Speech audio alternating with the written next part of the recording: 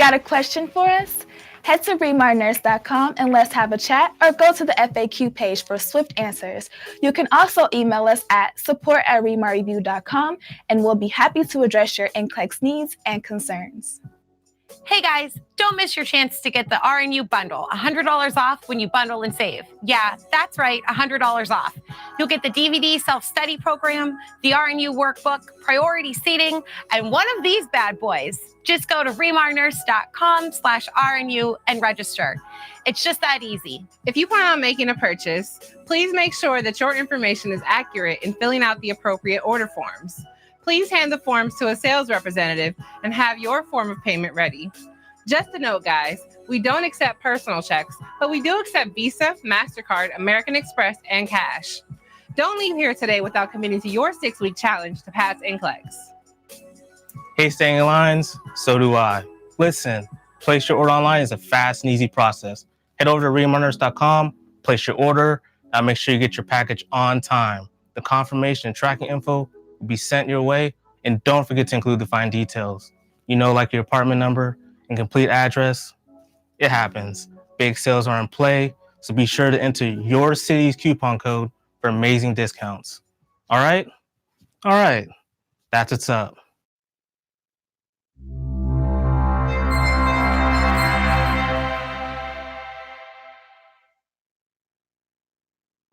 Hi ReMar nurses, I'm Jersmal Perez, and I'm a registered nurse in the Philippines way back 2004. Yes, you're right. It's been 14 years. And last December 11, 2018, I took my NCLEX for the first time. And I'm proud to say that I already have this, my license. Okay, so let's go straight to the point. So how did I come up with the ReMar review? So first, I got this thing on Facebook. You're right. It's a quick facts. So I ordered it online and started reading it a couple of times. So after reading it, I found out that there is still more of ReMar materials. So I've come to learn with this NCLEX DVD self-study package with a book, of course. I'll show you. Yeah. So I got this. I invested money on it. Why not? If you can have this license. So how did I like the ReMar review? One thing's for sure, it's very simplified. It is easy to memorize, and once you are on the actual exam, it's gonna come out that everything that you've read in this is in the NCLEX. Okay, guys, so I advise you to invest your money wisely, invest your time reading books that are worth it. Okay, like this. So for those who are still taking their exams, good luck to you guys. And you've always remember that you've come this far for this. Bye-bye.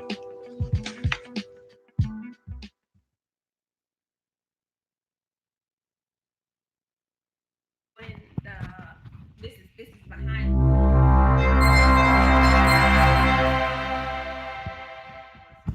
Am I just doing the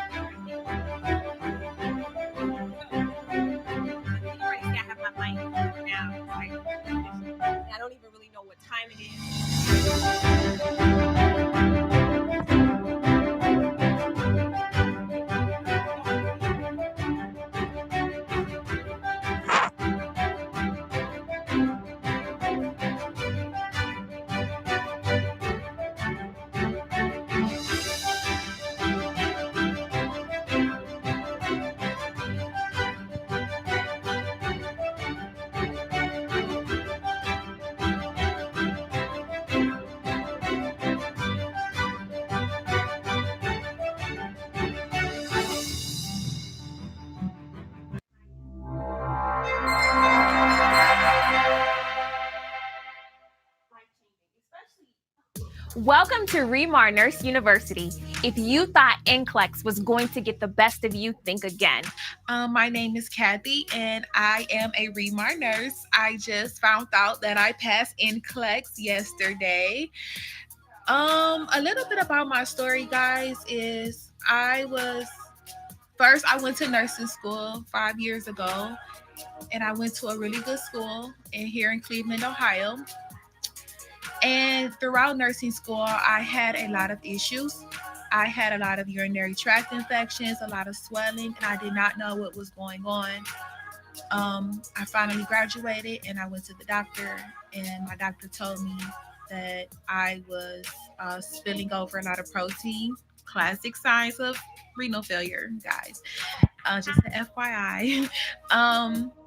And I was diagnosed with end-stage renal failure. I had to go on dialysis for 3 times a week, which I am currently on. I am currently waiting for a kidney transplant. I found Miss Regina about 2 years ago. I was scrolling Facebook, and I seen a lot of people talking and saying, oh my God, this review is so good, and I passed with her. So I said, why not? Let me give it a try. And I didn't have a job, guys. I really couldn't afford it, but I found the way. I invested in my future, and I just started studying every day. I went to dialysis with my books. Quick Facts was like my nursing Bible. I read it front to back 3-4 times.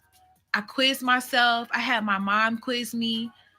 I took my boards yesterday at 8:00 in the morning. I was a nervous wreck, guys. I did not sleep the night before.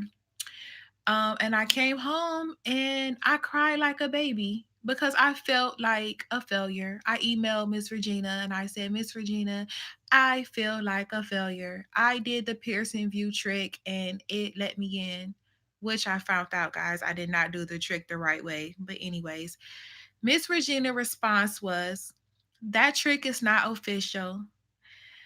Those are not your official results. Stay positive. So I woke up the next morning and I said, okay, God, if I failed, please just help me so I can try to study, and work things out. I went to dialysis. I sat in my chair. Something told me, just check your email. And it says, congratulations, you have been issued a license number. I just want you guys to know that when you think positive and you put God first, you will succeed. You don't think that you are because you see all these other nurses are passing and you're like, oh my God, I have this job, or I have kids, or I have this going on in my life. If I can pass NCLEX, I know you guys can pass NCLEX, okay? Because I know it's not easy. You have to have pep talks with yourself. Talk positive. Just tell yourself you are a nurse. I ask God, please God, make me a competent nurse. This is just not about a test. It's about me being able to walk into a patient room, know how to administer a medication, know how to save a life, and to furthermore, look at a young girl who has end-stage renal failure and tell her, honey, it's going to be okay. Because I just know from my experience that I am okay. You guys are going to be okay. You put God first and you put your time and your effort into your content and studying. I want you guys to know that you guys, please feel free to email me or to email Miss Regina. Don't hesitate. I emailed her like every day, like, oh my God, I don't understand this. I feel so stupid, but it was like, no, you're just clarifying what you know because you want to make sure that when you get to this test that you know your stuff. While I was taking my test, oh my God, the questions kept coming and those select all that applies. And I just kept thinking like, you have this. You did not come this far to leave without your license. You have this. So you put your content to the front of your mind because you know it. Put it to the front of your mind, put everything else to the side, and pass this test because you are bigger than this test. This test is not bigger than you, okay? You can do it, and you must, you can, and you will pass NCLEX. Everyone, please be blessed, and please keep in mind what I'm saying. Thank you. Bye. With God, it's possible. Passing NCLEX is possible. I'm Regina, MSN RN, and the CEO of ReMar Review. I'm here to build your confidence in conquering NCLEX so that you can be the nurse you've always dreamed of being. Here's what you'll need before we begin. Number one, a desire to learn. This is a classroom before anything else. You have come to learn. Number two, your notebook or RNU student workbook. Number three, a pen or pencil. Come with these things and I will meet you with the NCLEX content that you need to pass. I'm so excited to get started.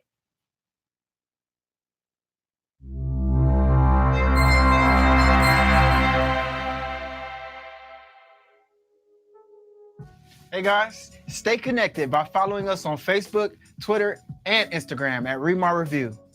You can also subscribe to ReMar Review on YouTube for inspirational testimonies. Every Monday, Regina offers live and online reviews on ReMar's Facebook page. Even this live will be available online for your studying purposes. If you're unable to watch the live reviews, you can tune in to ReMar Nurse Radio on Spotify, iTunes, Apple Podcasts, and more. If you get a chance, take a pic with Regina and the team ReMar.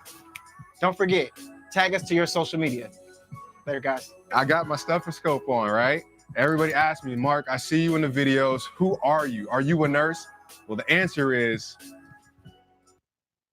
I married one. Interestingly enough, before I married Regina, before I proposed to her, I was feeling very anxious and nervous, and I had to do something to kind of find my center, find my balance. And that thing that I had to do was I had to go to God in prayer. If you're nervous or feeling anxious about anything, or particularly in NCLEX, listen, guys, we got you covered. Here at ReMar Review, we believe in putting faith over fear. During this live event, we actually have a prayer booth where you can join the ReMar Nurse family in petitioning God for your physical, mental, and even spiritual needs. And of course, you can ask him, please, God, help me pass NCLEX. Because listen, he cares about you. If you're watching online, we got you covered. You can send us an email at support@remarreview.com or go to our website and use the live chat option at remarnurse.com. Listen, guys, God has not given us a spirit of fear, but a power of love, and most of all, a sound mind. Listen, God has your back. You can, you will, you must pass NCLEX. All you have to do is ask. Guys, I can't tell you how big this is. As someone who has been on this journey alongside nursing students, I can tell you that ReMar is a game changer. Regina has constructed a review that builds confidence in taking NCLEX, and the testimonies are groundbreaking. The ReMar nurse community continues to grow, and we are leaving our print on the nursing world. But to make an even bigger impact, we're not just focusing on the students, we're focusing on the schools as well. Contact us at support@remarreview.com and let's talk about how we can make an impact together. Plus, get your students the content they need to pass NCLEX.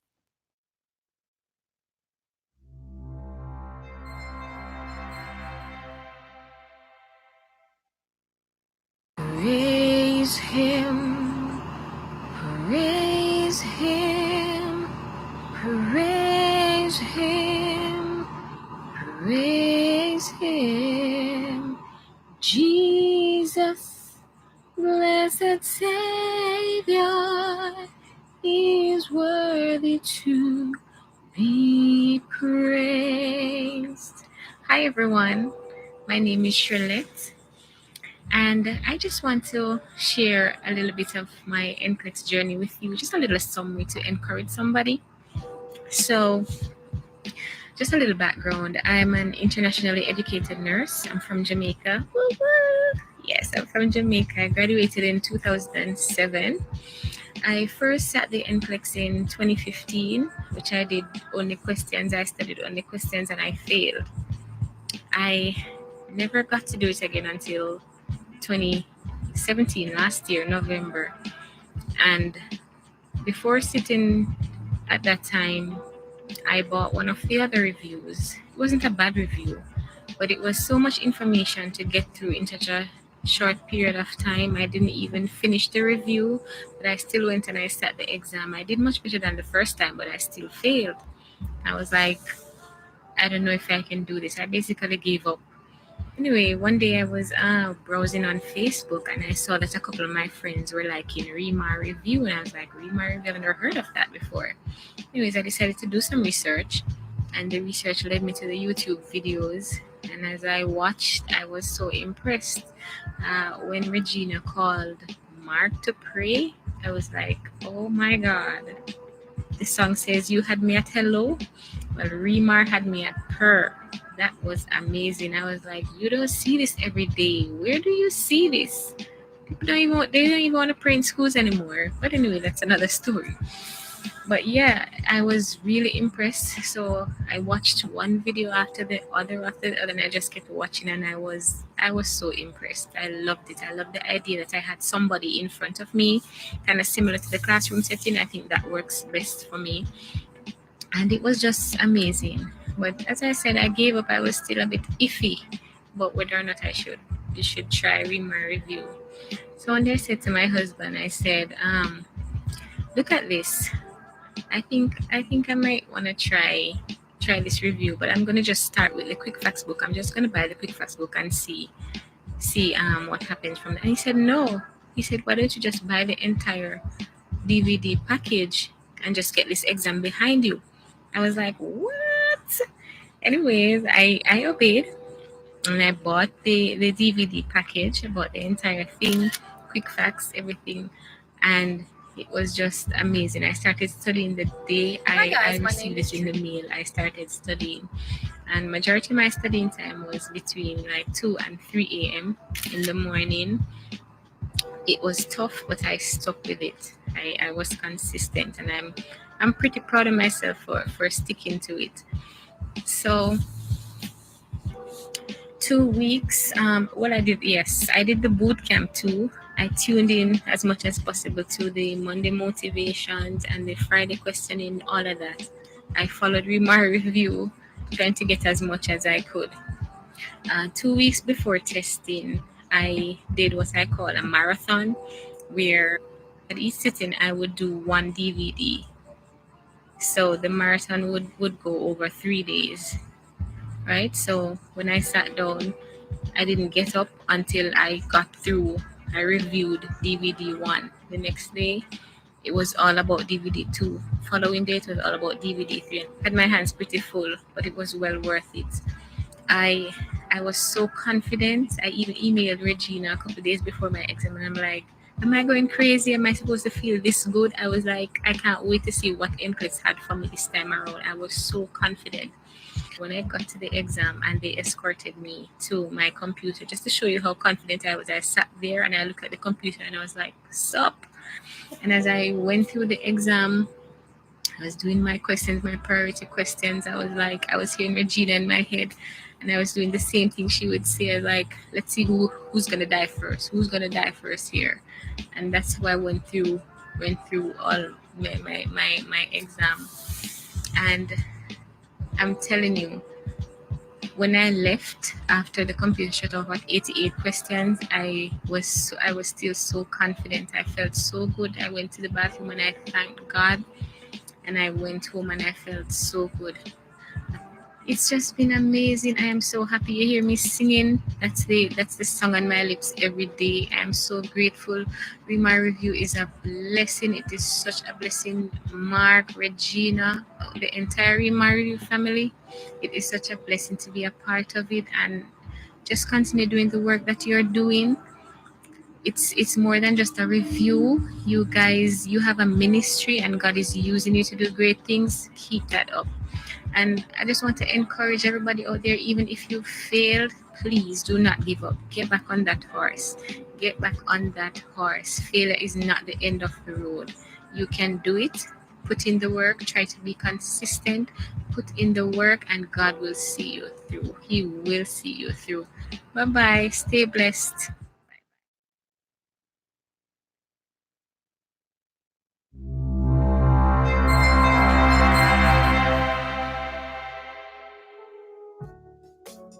Got a question for us?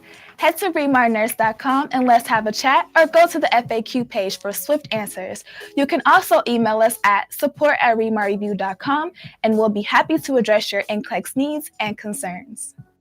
Hey guys, don't miss your chance to get the RNU bundle, $100 off when you bundle and save. Yeah, that's right, $100 off.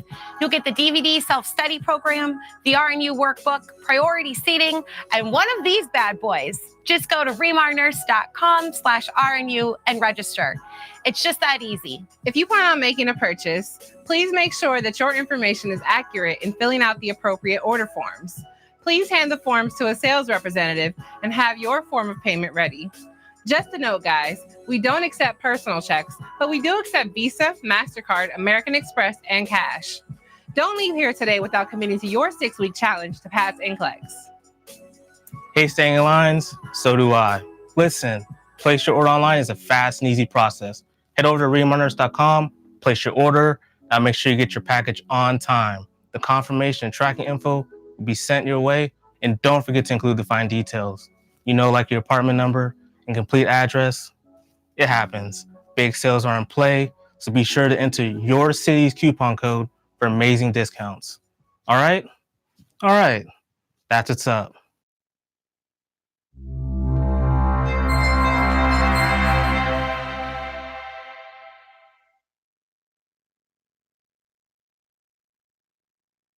Hey you, the nursing student studying for NCLEX. Yeah, you. I just wanted to tell you I'm really proud of you. You could have been anywhere today, but you made an investment in yourself to come to this class. How amazing are you? There are many people who should be here, but they're not. But guess what? You are. So take advantage of this opportunity. Take advantage of the most valuable asset that you have right now, which is your education. And together, ReMar Review, we're going to help you get your nursing license. We're going to help you be the nurse that you desire to be right here. The finish line is here today.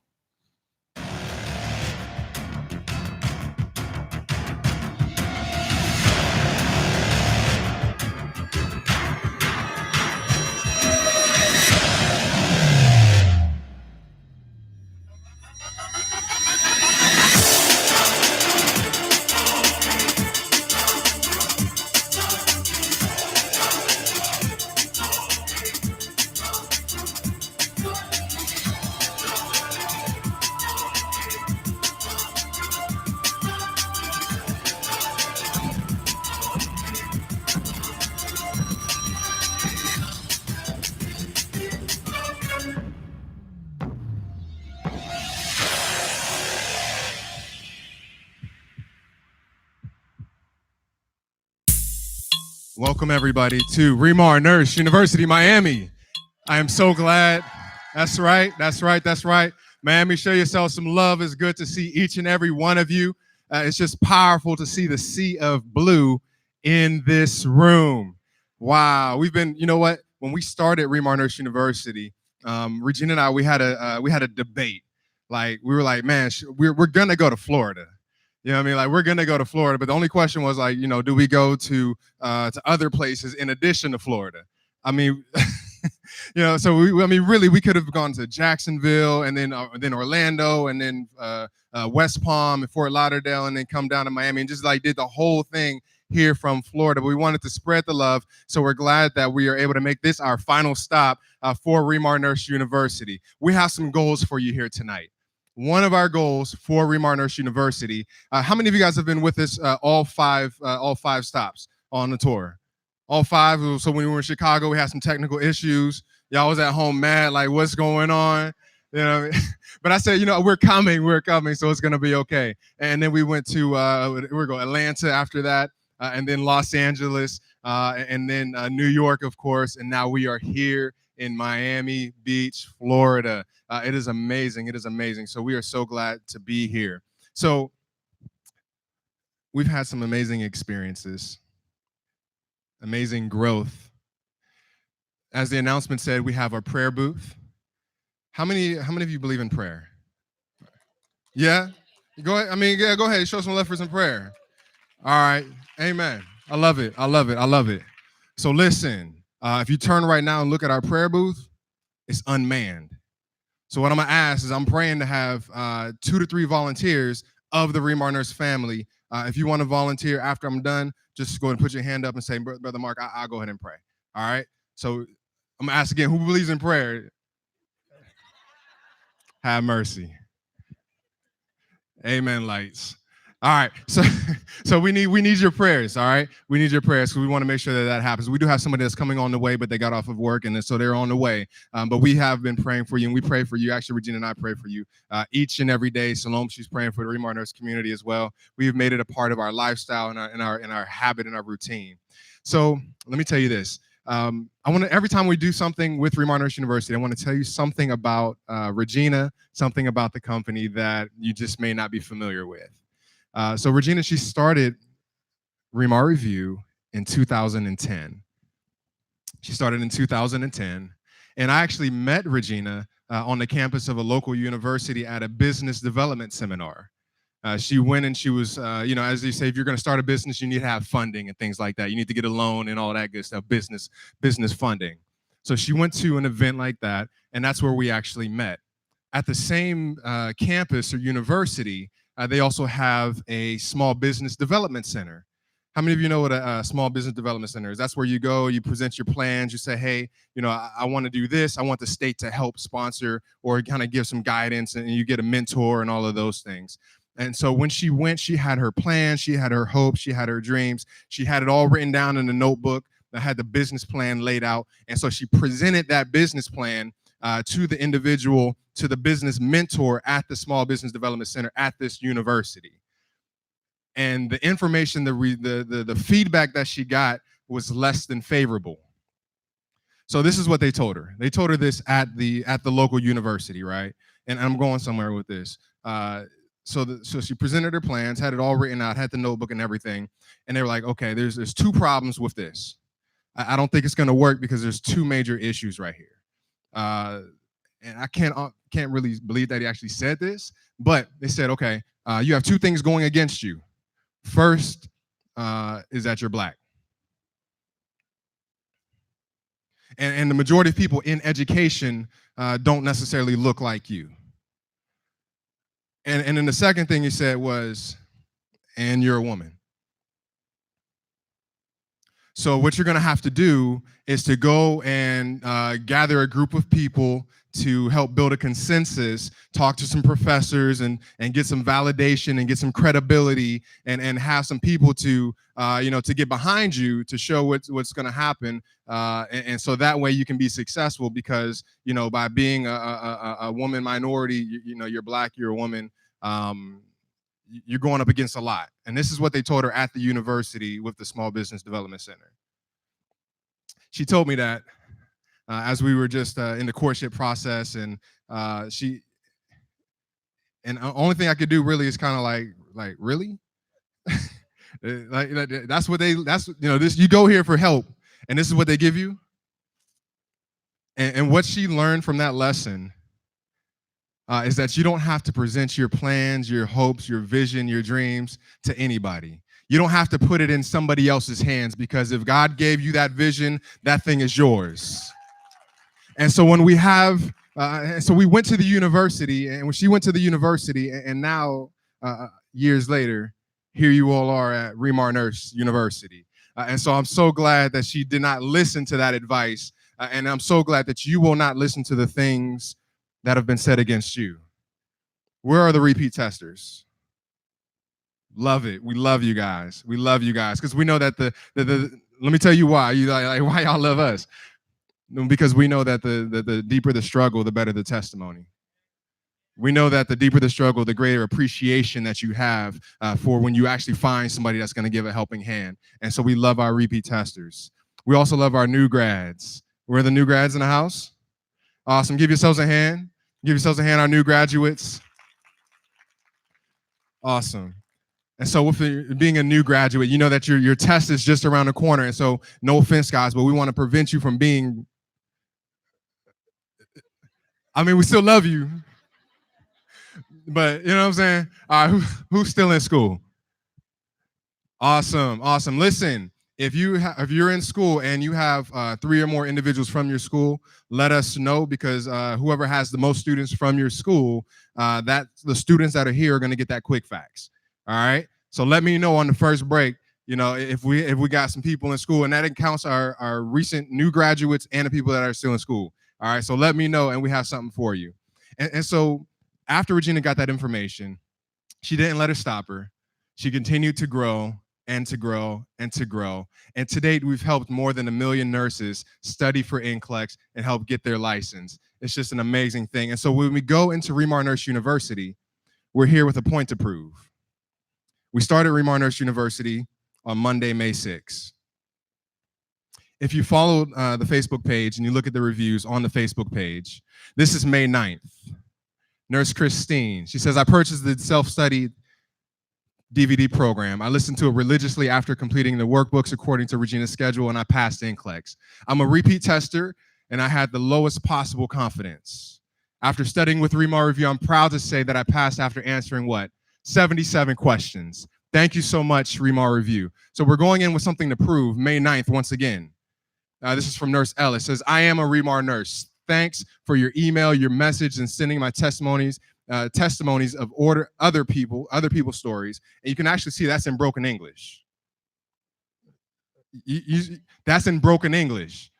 And what I'm saying is somebody who doesn't have a mastery of the English language did what?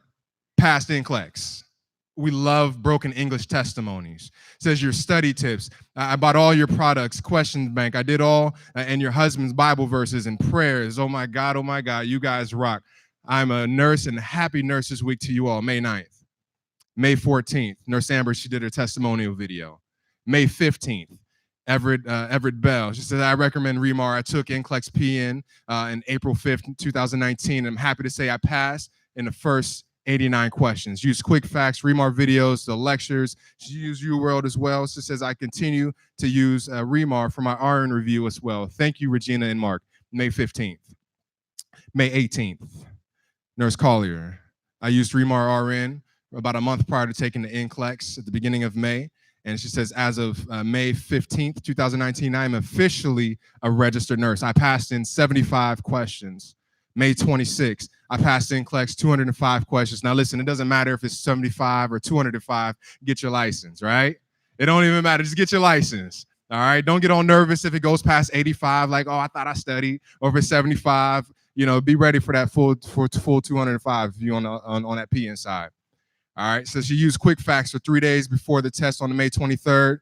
The book gave her motivation, and she prayed and prayed like a Muslim. All right, she was faithful and dedicated to her prayer.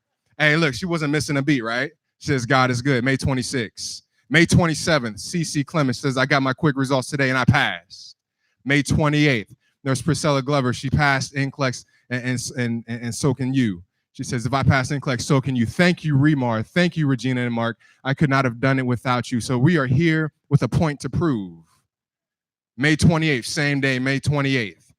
This nurse took a picture with her beautiful baby and says, I told myself one day I'm going to get that t-shirt. Now I got it. You guys have the ReMar Nurse University t-shirt, but there's another t-shirt. On her shirt, it says, ReMar Nurse, with God is possible. Because she did a testimonial video. And so she got that shirt, May 28th, something to prove. May 29th, the very next day. After 8 weeks of waiting, I am pleased and grateful to God and ReMar for all of your help. I passed my exam. I am now a registered nurse. Hearty thanks to all of you for your support. Much love, everyone. Island Girl, West Indian. Here we go. Something to prove, May 30th, the next day.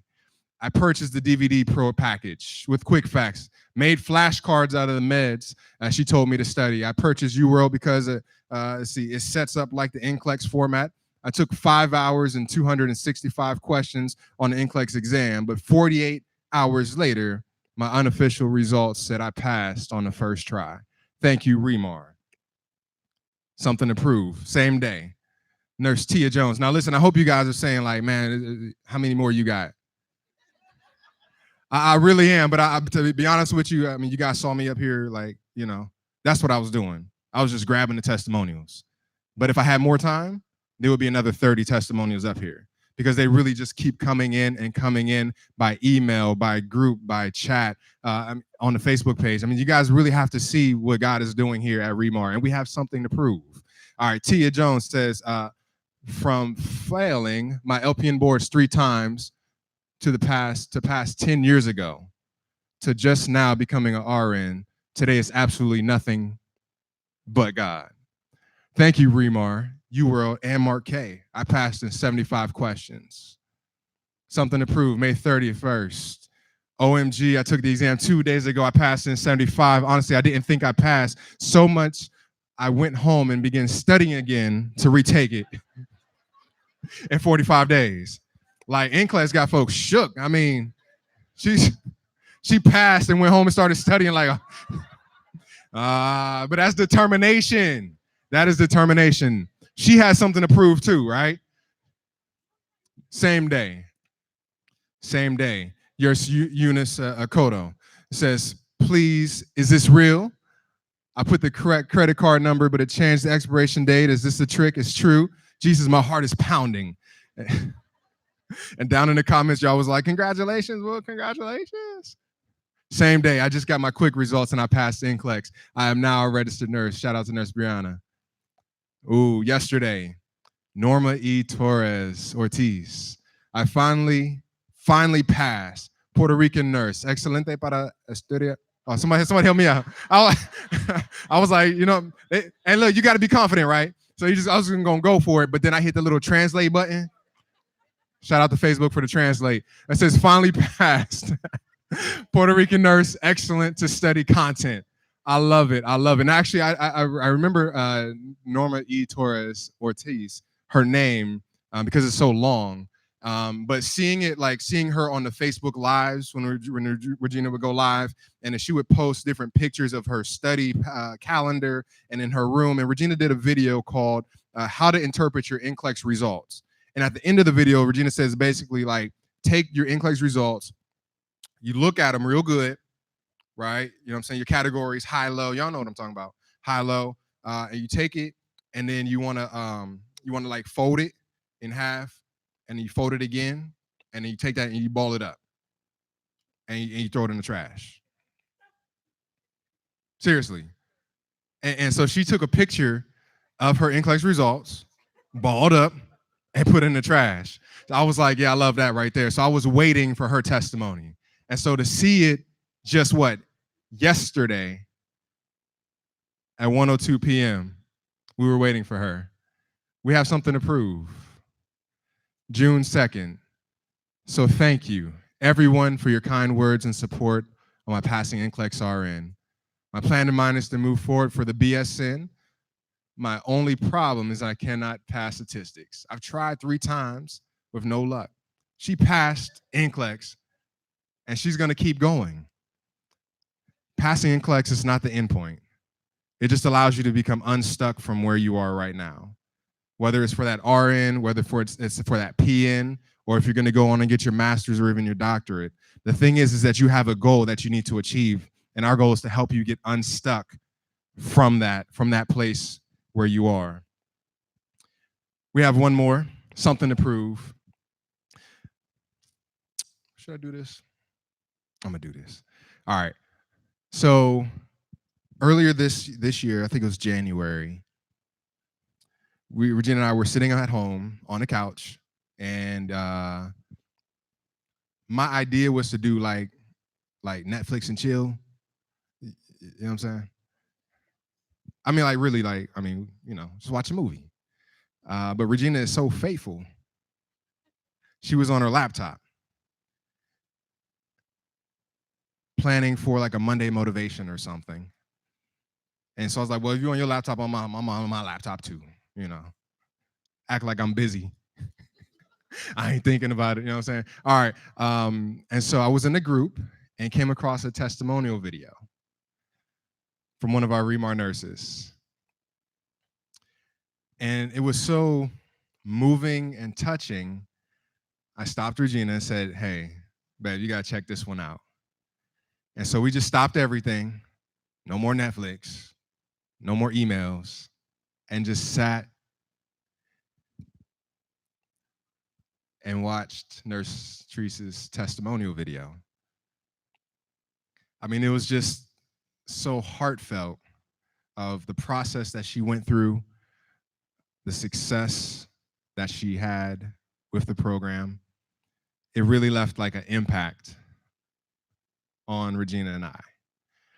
And so every once in a while, God blesses us to actually meet some of the nurses that have been successful with ReMar. How many of you know that the majority of people that pass NCLEX with Regina and ReMar have never met her in person? Like they just literally get the DVDs, start off with that quick facts, get the DVDs, they're at home studying, and it's like I hear her voice in my head, and they're successful.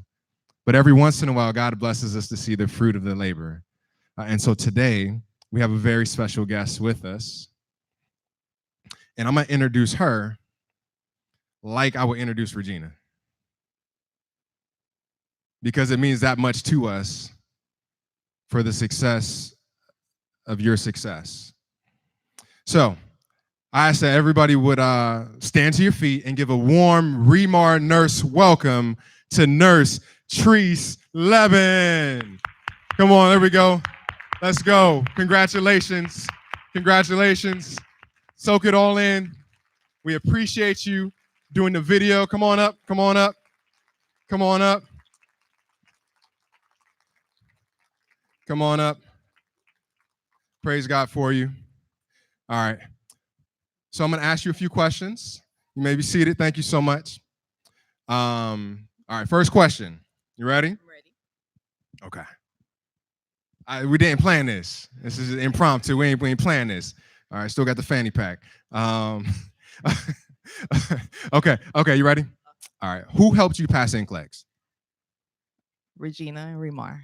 Awesome. All right, once again, you got to stand to your feet. Introducing the #1 NCLEX instructor in the world, Regina M. Callion. Let's go. Let's go. Let's go.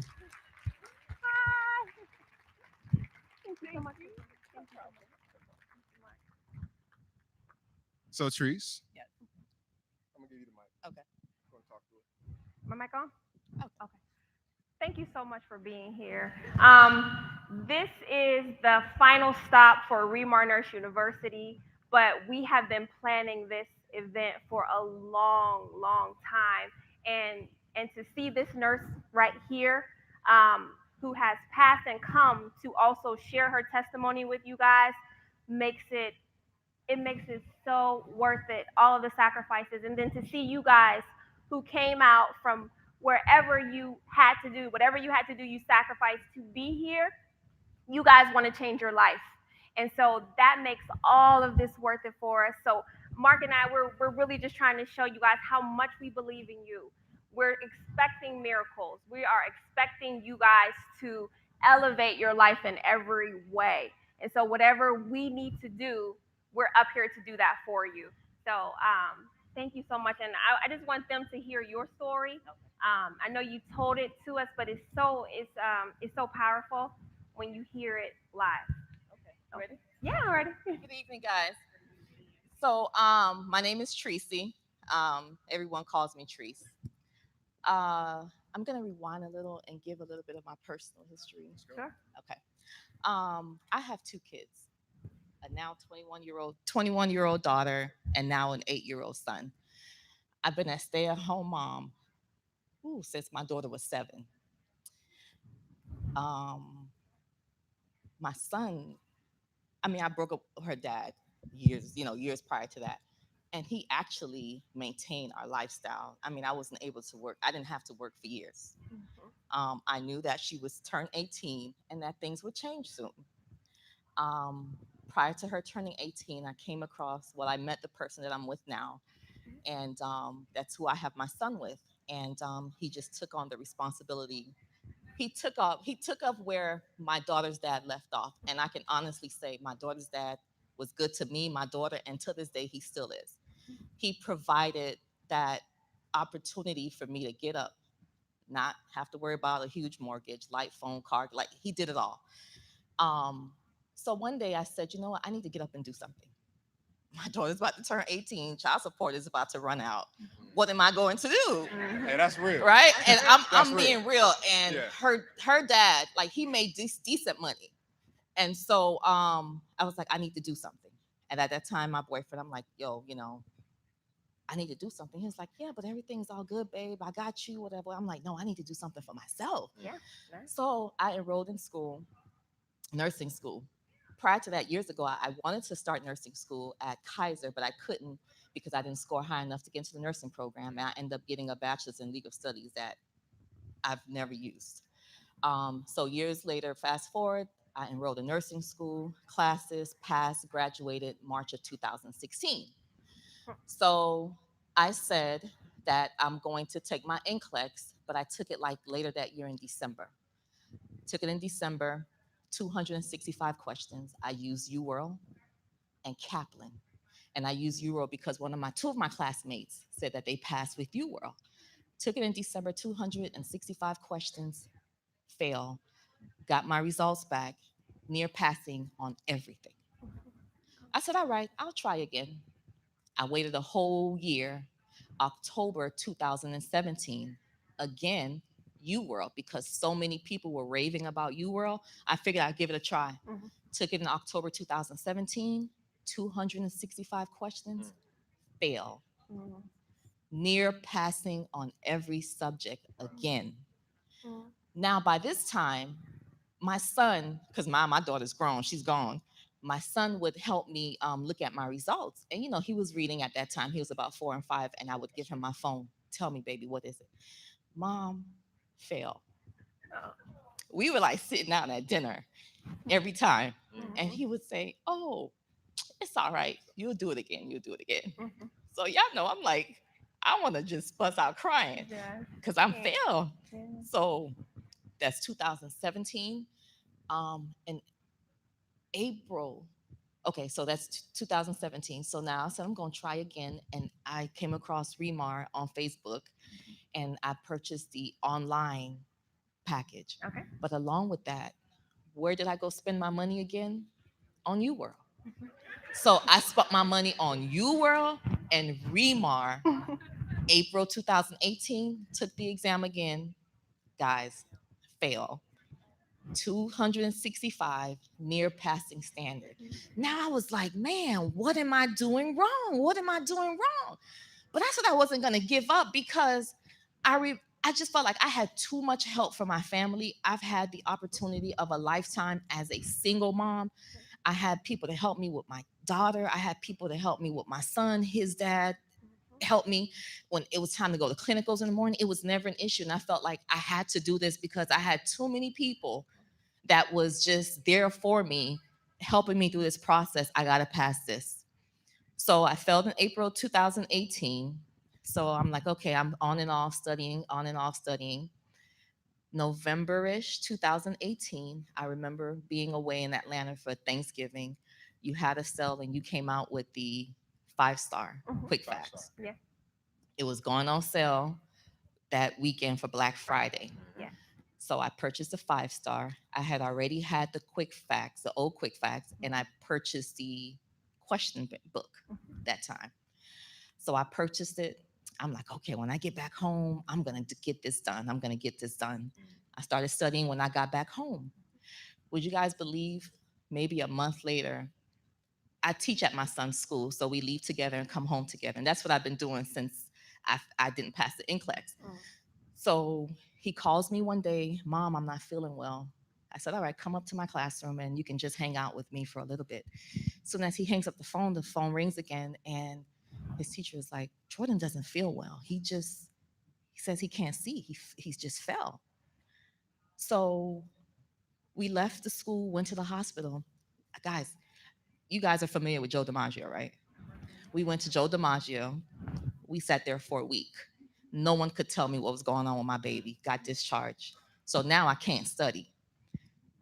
We got home on a Saturday. I decided that I was going to take him to the ophthalmologist at Bascom Palmer because that's what they told me to do on Monday. But I wanted to get a head start. Took him to the Bascom Palmer, which is at Jackson. That same day we got discharged from Joe DiMaggio. He started having like seizure-like activities, just a whole lot of stuff. Now we at Jackson for a whole nother week. So now I'm 2 weeks off without studying, right? Because I'm in the hospital. We don't know what's going on. We crying, me and his dad sleeping on hard chairs and this pull-out couch. Like, so now that stopped my studying from ReMar. So when we got home, my mom is Haitian, and Haitian island people believe in prayer and having everyone come and pray for you. And when I got home to my house, I'm like, why are all these cars at my house? And they started praying. And then this person was praying, not only praying for my son, but also praying that I passed my NCLEX. And I'm like, Mom, why are you telling people my business? Like, come on, like, why are you telling my people my business? So, anyways, we got home from the hospital. We're in late December, early January, guys. I'm telling you, I was studying. Came across this group, and Kiki is in the group, and some other young ladies. People I don't even know, but we just came up. We just met each other on Facebook. All we did was study ReMar products. We studied 8:30 to 9:30 in the morning, and then 9:30 to 10:30 in the evening, Monday through Friday. Wow. And I was also doing the 7-day NCLEX review too online. We studied twice a day.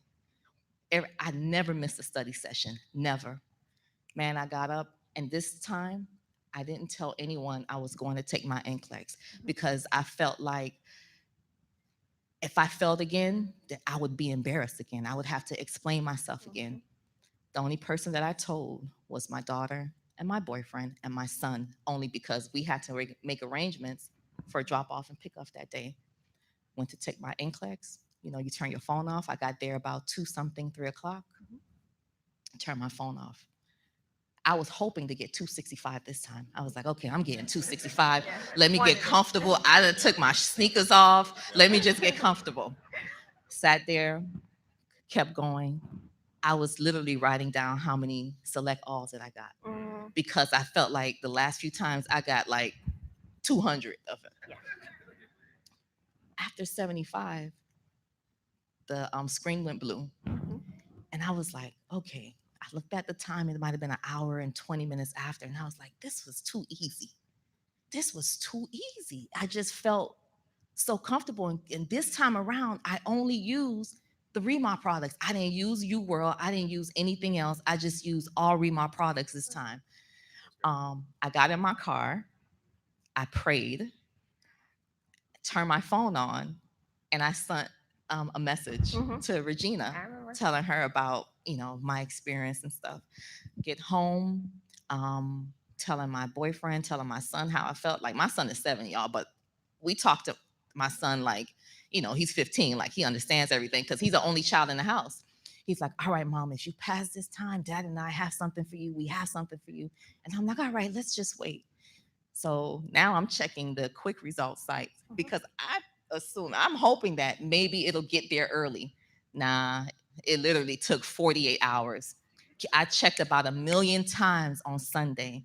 As soon as it came up, I said, all right, baby, my son, call him down. Jordan, we're going to check my results again. I'm going to put in my credit card information, and you're going to tell me. Put it in, gave him my phone. I said, click the submit button. It's going to tell you. He was like, Mom, the phone is tripping. It's tripping. So I took it back from him. All right, do it again. And I said, don't keep pressing submit so my card don't get charged multiple times. Right. So he's like, Mom, it's tripping again. So I go grab the phone from him, and he's like, Mom, I'm lying. You passed. He's like, capital PASS. You passed. And so I was like, are you serious? And I just started yelling and screaming, y'all. I mean, I felt like there was that monkey off my back. Yeah. It was a huge relief. And it's like listen, I did a review before I graduated school. Yeah. I paid so much money for different things. And I felt like this couple of dollars that I spent during the Thanksgiving sale, maybe $60? And I felt like that prepared me the best. Out of everything that I've tried, I felt like that 5-star, that question book, prepared me the best. Thank you so The much. best. That's an amazing testimony. And we just thank you so much for taking time out of your busy nursing schedule to come here and speak to the nursing students. So Mark and I, we have that for you. Also, this as well for you. Thank you. I wasn't expecting any of this. That's how it works. So God just really gets the glory for all the things, because it's really not by our own power, not by our wisdom. It's what he can do for us through any adversity. And what I love about her story is that that through adversity, it's easy for us to call on God, right? When we're going through something, we can call on God and say, Lord, help me. But when we're in a season of prosperity, can we do the same thing? You know, can we look up to God and thank him for where we are right now? So God is good. Thank you so much. Amen. Praise God. Lonnie, Praise you. God. So we want you to stay up here for one more second, and we're just going to go ahead and pray and get the class started. Oh, you're going to do prayer? Okay. All right. You guys ready? All right. Father in heaven, thank you once again just for the beautiful testimony that has been shared, Lord. Thank you, Lord, for watching over her family as she was going through this process of preparing herself to watching over others. You kept her in a holding pattern, Lord, until you saw fit to release her. We thank you that she was released and that she has this testimony to share, and that this testimony will be the same, Lord, for each and every nurse that's in the room. So, Lord, that as their life aligns with your will and your way, Lord, that you would open the doors that no man can close, and that you would close the doors, Lord, so that no man can open, so that their steps would be ordered in exactly the way that you need your daughters and your sons to go. This is our prayer. In Jesus' name we pray. Amen. All right, guys. Thank you. Thank you. Thank you.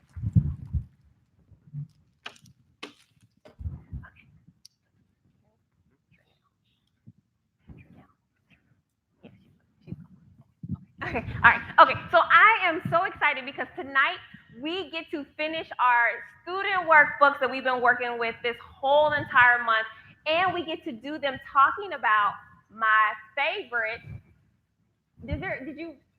My favorite announcement that you forgot to give. This is what happens when you let people do your PowerPoint. Announcement? Yes, Let me it's go there. right It is. now? Yes, Oh, it's there. man. Wow. I'm sorry. All right, here we go. Here we go. You ready? All right. So you'll know about this, right? DVD self-study package, $50 off, ends Friday. Dun, dun, dun. All right, that's not the big announcement. No. No? The other one? Yes. Oh, man. All right, so you saw all of the testimonies. You saw all the, I know Jalon, he's looking at me like, Mr. Mark, if you don't use that microphone. I'm sorry, guys. All right, so if you were watching online, you probably didn't get that. So, all right, $50 off the DVD self-study package ends on Friday. You saw all of the testimonies, the programs that students are using. It seems like every single day somebody passed NCLEX with ReMar in the month of May, and I promise you there's more. I just didn't have time to put them up. Get the program, get your license. We really want to encourage you, and we've reduced that cost $50 so that you can get exactly what you need. ReMarNurse.com. All right, that's not the major announcement, though. Here's the major announcement. Okay. We are in a season of expectation of harvest. Throughout this year, our theme has been giving. And so what we've done is we've been every single week we've selected a ReMar nurse that has got the program, and we've selected to pay for their NCLEX, not the review, but to pay for them to test, to take the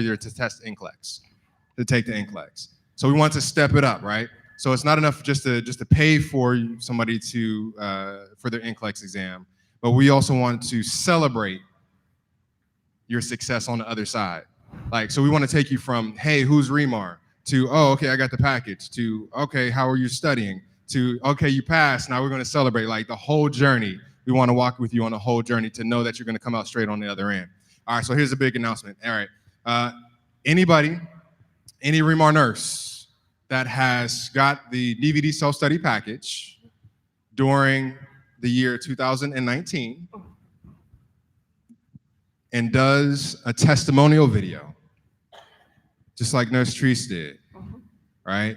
It says, this is my journey, this is what happened, I want to encourage somebody else, does the testimonial video, all right? All the way up until, because some of you guys just got the package at the beginning of May, takes about 8 weeks to study, so that's like May, June, some of you get a little nervous, push your date back a little bit, July. You know what I'm saying? All right, so we're gonna say August 15th. Is that good? Yeah. All right. So you do a testimonial video between now and August 15th. Got the package anytime during the year. You will be entered Good job. for a cruise for two. Yes. We're gonna enter you for a cruise for two. You want to talk about? Yes. So, and it's not just a cruise for two. It is just a cruise for two. We really want you guys to feel the love that we have for you guys. So it's not just the cruise for two, but we'll fly you to the cruise port. We'll fly you to the cruise port. We'll put you on the cruise ship, and then we'll give you $500 as well to spend while you're on that cruise. So we are looking forward. And Mark didn't know. So we are really looking forward and excited about the testimonial videos that we have seen and the ones that we will see. This is happening. So you guys, we're just doing this solely because we believe that you guys are worth it. You're more than worth it. You're more than worth it. Okay. Thank you, Mark Callion. Who's gonna get that cruise? Right? Who needs it? Like who needs it? All right, pass. Do your video. Encourage somebody else. We want to send you off in a nice way. Okay. Mark, question and answer time.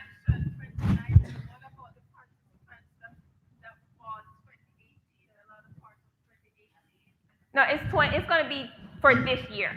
It's going to be for this year. Okay. All right. But we always are giving. We always are giving. So this is something we just thought of momentarily. So I'm sure that this is not the end. Every time we do something, it gets bigger and bigger. Okay. All right. Let's get started with our workbooks.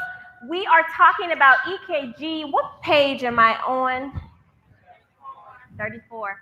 Join with me, 34. If you're watching at home or if you're in the audience, this is my favorite topic. If you guys did not get a chance to be exposed to EKGs in nursing school, you must have a basic understanding of them before you take your NCLEX exam. How many of you have the DVD package? Okay. How many of you have gone over this section in the DVD package? Okay. Okay, that's okay. That's okay. So we're in a process of learning tonight. That's cool. I like it like that. So whenever I'm teaching about EKGs, I always have you start with normal because it will be difficult to recognize arrhythmias or dysrhythmias if you don't know what the normal expectation is, correct? So let's start with normal.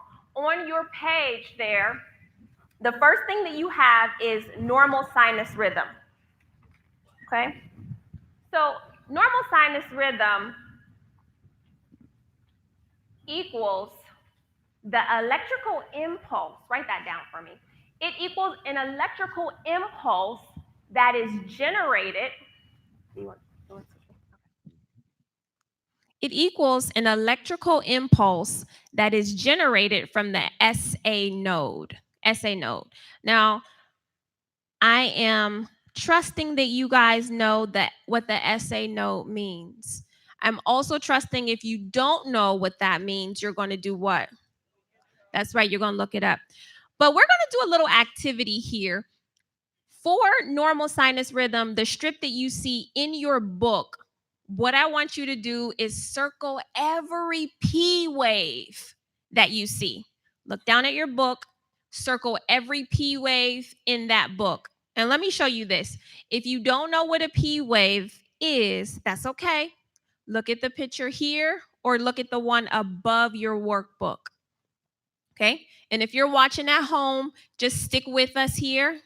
Just stick with us here and you'll be able to take further notes. But if you're here in class and you have your workbook, how many P waves do we have in our workbook? 4. Does everybody have 4? Who does not have 4? Okay. Now I want you to circle every QRS complex. QRS complex. How many do we have? Perfect. So when we're talking about EKGs, looking at normal sinus rhythm, there will be a P wave for every QRS complex. Now, there's some boxes underneath this normal sinus rhythm strip. I'm going to have you fill them in, okay, together as a class. So what does the first box say? What is the rate of a human normal heart rate? What's the range? 60 to 100. Write that down. Okay? We're doing good.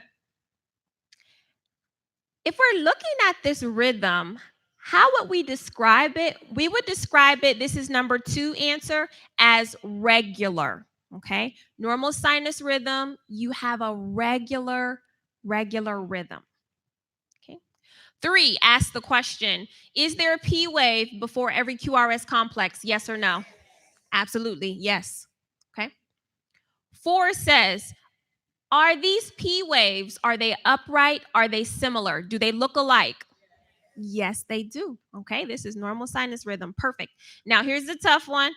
What is the normal range for the PR interval? Okay. All right. Let me show you guys. There we go. Down at the bottom here, 0.12 to 0.20 seconds. You have to know that. Okay. So put a star by it if you didn't know it. Okay. And then for the QRS complex, you need to know the normal value of that. That is 0.06 to 0.12. Okay. So here we're talking about normal sinus rhythm. These are the parameters that you want to make sure you have memorized before testing. Okay. So at the bottom, it says the rules. What are the rules for someone in normal sinus rhythm? Here they are. So we know the heart rate is 60 to 100, but what's most important for NCLEX is that if somebody is in normal sinus rhythm, you don't give them any medications or any treatments. Okay? Because sometimes when we're taking NCLEX, we can see normal sinus rhythm, and NCLEX will say, do you want to give this patient some lidocaine? And we'll be like, yeah, we should do something, you know? So if you see normal sinus rhythm, no medications, no treatment. Okay? Okay. Okay. So let's move on to the first abnormal rhythm that we're going to see. So if you have your workbooks, turn that page over and tell me, what is this rhythm here? This is atrial flutter. I'm not going to put anything on the screen because I want you guys to look at me and I want you guys to think. Okay? So normally, we just talked about normal sinus rhythm. So normally when the heart beats, it's very intentional. The heart has a purpose, right? So the heart is going to beat like this. Let me use the mic. So the heart is going to be like what? Bump, bump, right? Lub dub. Lub dub. That's what we learned in nursing school. But when you have a flutter, the heart is not beating. They should call it a quiver, but it's a flutter. So the heart is just quivering or fluttering. When the heart is doing this, is blood moving? No, the blood is not moving. What happens when the blood doesn't move? It clots up. So anytime you see atrial flutter on NCLEX, the first thing you should think about is what? Blood clots. These patients are at risk for blood clots into stroke. Okay? So that's the first thing you need to think about, because NCLEX is going to ask you questions all about that. So when we look at the atrial flutter compared to what you saw on normal sinus rhythm, what looks different? What looks abnormal? Is it the P wave or the QRS complex? It's the P wave. All right, it's the P wave. So this is what I want you to write down there. With atrial flutter, we have a sawtooth pattern, right? Have you heard of that before? Yes. So the point of that is that your P waves are deformed. Okay. Now, I believe I filled in the box for you guys here. And we answered this question. Okay, we answered this question. We know the alteration is in the P wave. And we know that clients in atrial flutter are at risk for what complication? Blood clots. Perfect. So now we can fill out the boxes here. Well, we can look at the boxes here. So let's look at the boxes before we fill this out here. So the rate here, you'll see that the atrial rate can be 2 to 3 times what a normal rate is. The rhythm for atrial flutter, if you're asked on NCLEX, the atrial rhythm is actually regular, right? So atrial flutter has a regular rhythm in the atrium, but it's the ventricles that are abnormal. Is there a P wave before every QRS complex? I filled that in for you guys. Normal P waves are absent. So because of that, you have a sawtooth pattern, which is abnormal. And then there is no PR interval that you can measure, but that QRS complex will be normal. So that's something you might want to put a star by. In atrial flutter, the ventricles still have the normal time frame for them. So if you get a patient with atrial flutter, what is the treatment? What is the best thing to do? For your NCLEX is cardioversion. Have you heard of that before? Okay, when we cardiovert somebody, what do? We shock them, right? We give them a shock. We're trying to convert. We're trying to convert the heart from an abnormal rhythm to a normal rhythm. So that's cardioversion. And what's the medication we give to reduce blood clot formation? Heparin. Yes. So these are the important points about atrial flutter that you want to know before you go to start answering questions about atrial flutter. You want to make sure that you have these things down. So let's do a question. It's not in your book, but I want to see if you can figure it out here. It says a client is scheduled to have cardioversion to treat atrial flutter.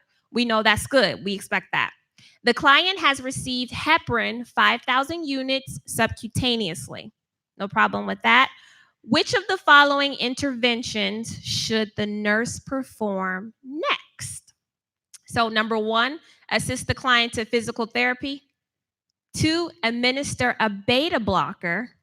3, prepare the client for a temporary pacemaker insertion.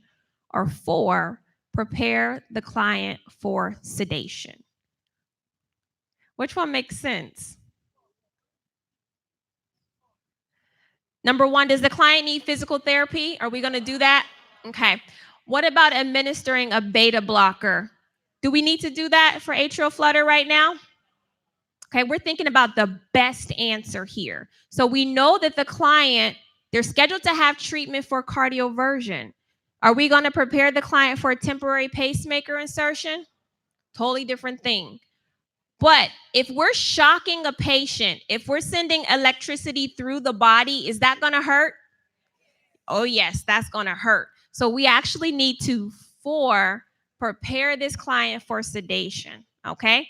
We want to make sure that we're doing that because it hurts to cardiovert somebody, all right? So this is just how you can take content and dig deeper, all right? So if you just heard about cardioversion tonight, it would be best if you go home and study what that looks like. Even if you just go to YouTube and put in cardioversion, you can see what that process looks like, okay? All right, so we're talking about normal sinus rhythm. You guys learned atrial flutter. Really quickly. The next one that I want to talk about is what's in the book? VTAC. VTAC is super simple because all we have are what? Are these P waves or QRS complexes? QRS complexes. So write this down. With VTAC, what you will see, all you will have are those wide QRS complexes. Okay? And this is important because this means that the ventricles are doing most of the work and the atrium doesn't have time to contract as much. So the question is here, if we're filling in the boxes, what is the rate? The atrial rate, you can't determine it. You don't know. The ventricular rate, though, you can determine. You can see what it is. What is the rhythm? Regular rhythm. Regular rhythm here. Are the P waves, do they look alike? Are they present? No, can't determine it. So if you don't have P waves, you're not going to be able to have a PR interval. And then the last question, the QRS complex length is going to be wide. I mean, it's going to be wider than normal. These ventricles are in an irregular rhythm. So when you see VTAC, you have to ask yourself this question before anticipating what the treatment is. And the question is, ask first if the patient is stable or unstable. Okay? Ask first if the patient is stable or unstable. What's the difference? What's the difference between stable and unstable VTAC? Anybody know? Yes, with stable VTAC, you see VTAC on the monitor and the patient is in there. They're eating, they're talking on the phone. You ask them, Mr. Jones, are you okay? Yeah, I'm fine. They have no symptoms. That's stable VTAC. Okay? That's stable VTAC. Unstable VTAC is just the opposite. The patient, I'm hurting, I have chest pain, I can't breathe. That patient is unstable. So you would treat them, you would approach them differently. So that's the difference between those terms. Now the question is, how do we treat unstable VTAC? What are we going to do? We're going to defibrillate the patient. Have you heard of that before? Yeah. So cardiovert with atrial flutter, defibrillate with VTAC. Now, when we defibrillate, what do we do to a patient? What are we doing to them? We're shocking them, right? Defibrillation. Yeah, we're going to shock them. Never pick epinephrine. I always see it whenever I'm doing NCLEX questions and then VTAC is in the picture. They'll say, give the patient epinephrine. But never pick that because that's going to stimulate the ventricles. Do these ventricles need to be stimulated? No, not at all. So atrial flutter, the presentation, the treatment, the concern is different than VTAC. All right. But I have a problem because I said when you cardiovert somebody, you shock them. And you guys were like, yeah, you shock them. But when I said when you defibrillate them, you shock them. And you guys were like, yeah, okay, we shock them. Right. So what's the difference between cardioversion and defibrillation? This is like safety number one right here. What's the difference between these two? Okay. Okay, let me ask this question. When we shock a patient, do we start their heart or stop it?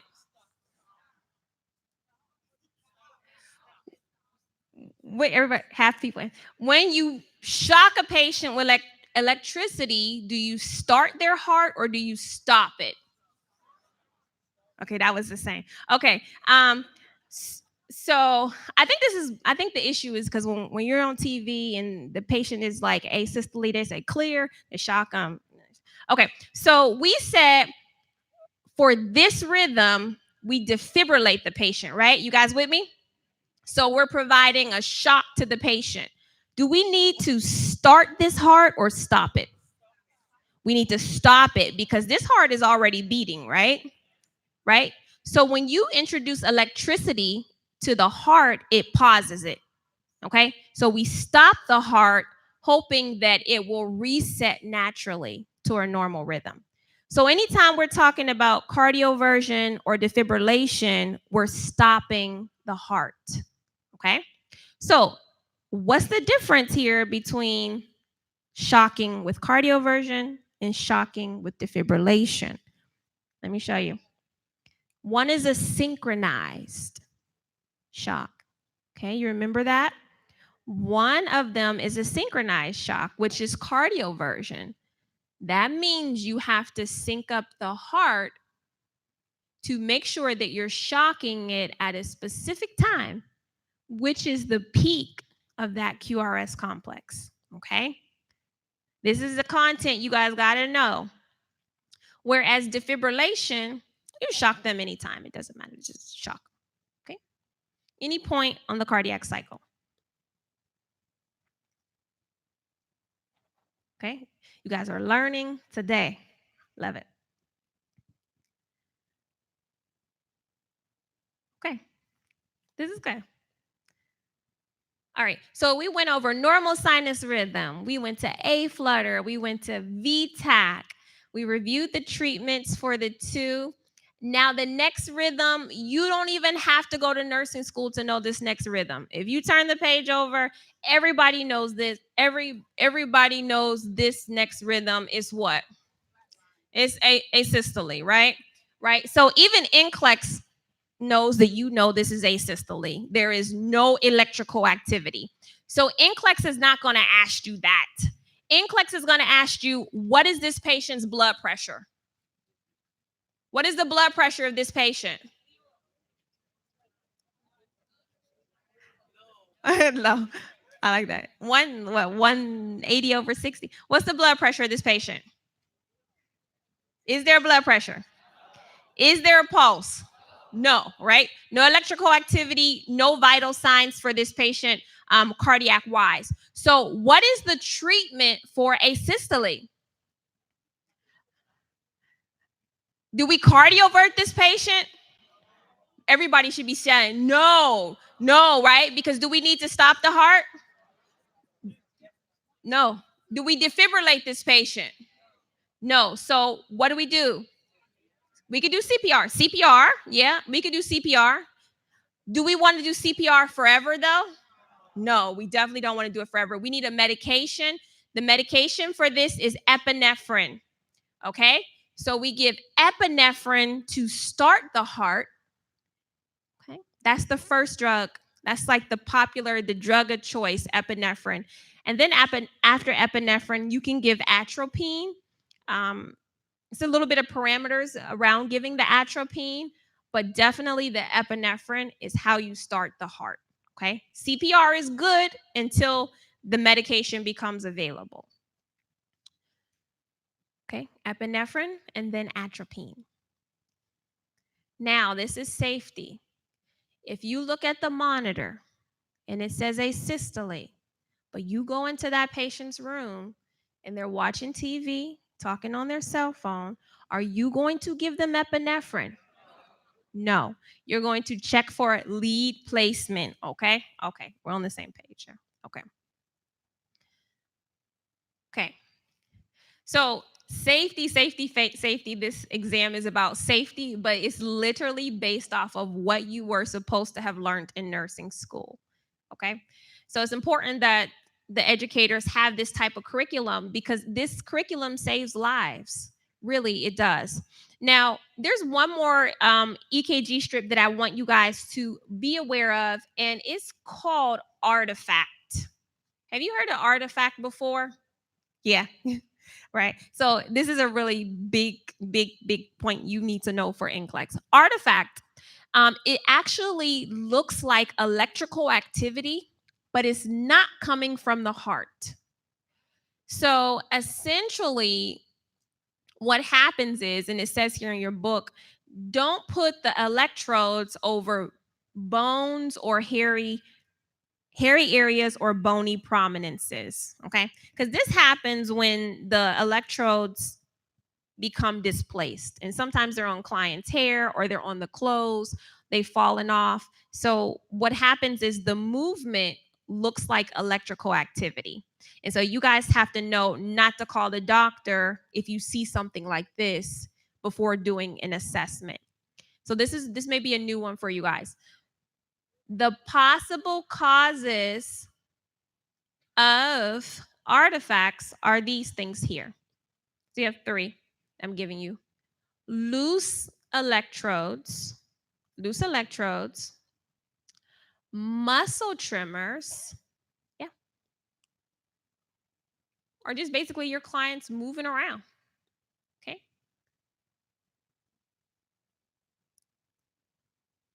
But the main point is that nothing is wrong cardiac-wise with your patient.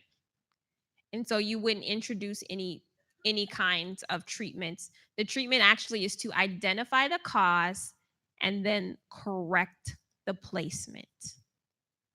Okay.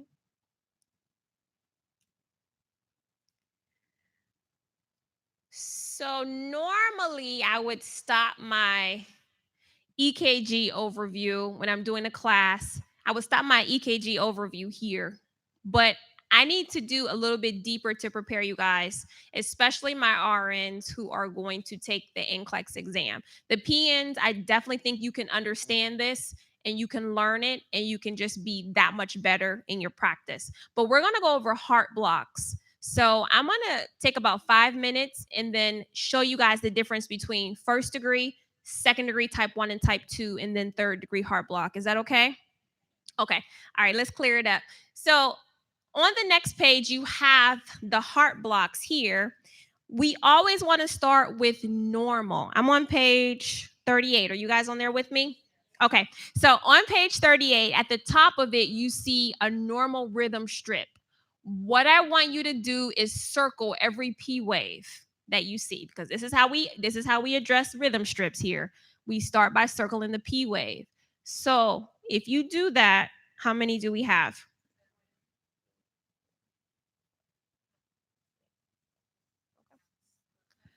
I have 7. Everybody have 7? Anybody not have 7? Okay. All right.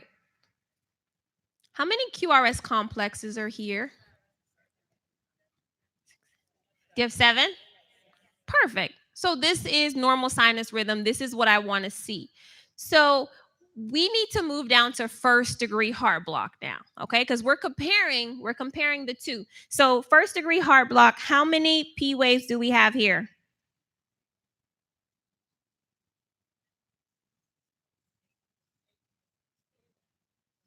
How many do we have? We have 8, okay? Don't forget that last one here.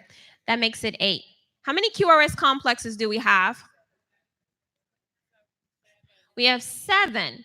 Let me ask this question. If the rhythm strip kept going, do you think there'd be a QRS complex for this P wave here at the very end? Yes, there would be, right? If we look at the pattern, there's going to be a QRS complex there. So what's the difference here between normal sinus rhythm and first degree heart block? Does anybody see a distinct difference? What is it? The PR interval. Look, when you look at normal sinus rhythm, look at that P wave and then see how close the QRS complex comes up after it. But with first degree heart block, look at the distance. You see that? Everybody sees how long, it's like longer time before the QRS complex comes up. So everybody see that? Okay. So let's fill in the boxes here. The PR interval is increased. That's first degree heart block, okay? The PR interval is increased. So what that means is that the heart is beating, is it beating fast or slow? Slow. It's beating slow. First degree heart block, the heart is beating slow, okay? But you have to understand this for NCLEX. Is this an emergency that the heart is slowed down? No, this is not an emergency, because some patients actually have first degree heart block on their own. People that like to work out a lot and they're very active, the heart will slow itself down because the body is really efficient already.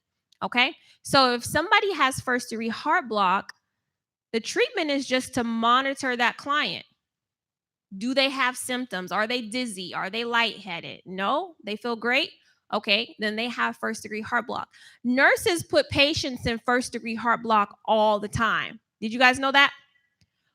What medications do we give that can put a patient in first degree heart block? I can't hear everybody. Say it louder. What medications do we give that will slow the heart rate down? Beta blockers, right? If we give a beta blocker, what's it going to do? It's going to put a patient in first degree heart block. What about when we give digoxin? What is that going to do? First degree heart block, right? Calcium channel blockers. They're called blockers for a reason, okay? They're going to put your patient in first degree heart block. So if you give metoprolol and you see the heart rate decrease, are you going to call the doctor and say, my patient's in first degree heart block? No, it's going to be expected, okay? So that's first degree heart block. Now, let's look at second degree, because there's 2 types of second degree, and that's kind of what makes it confusing. But you guys know what we do For second degree type 1, I want you to circle every P wave. Look down at your book, circle every P wave that you see there. Okay?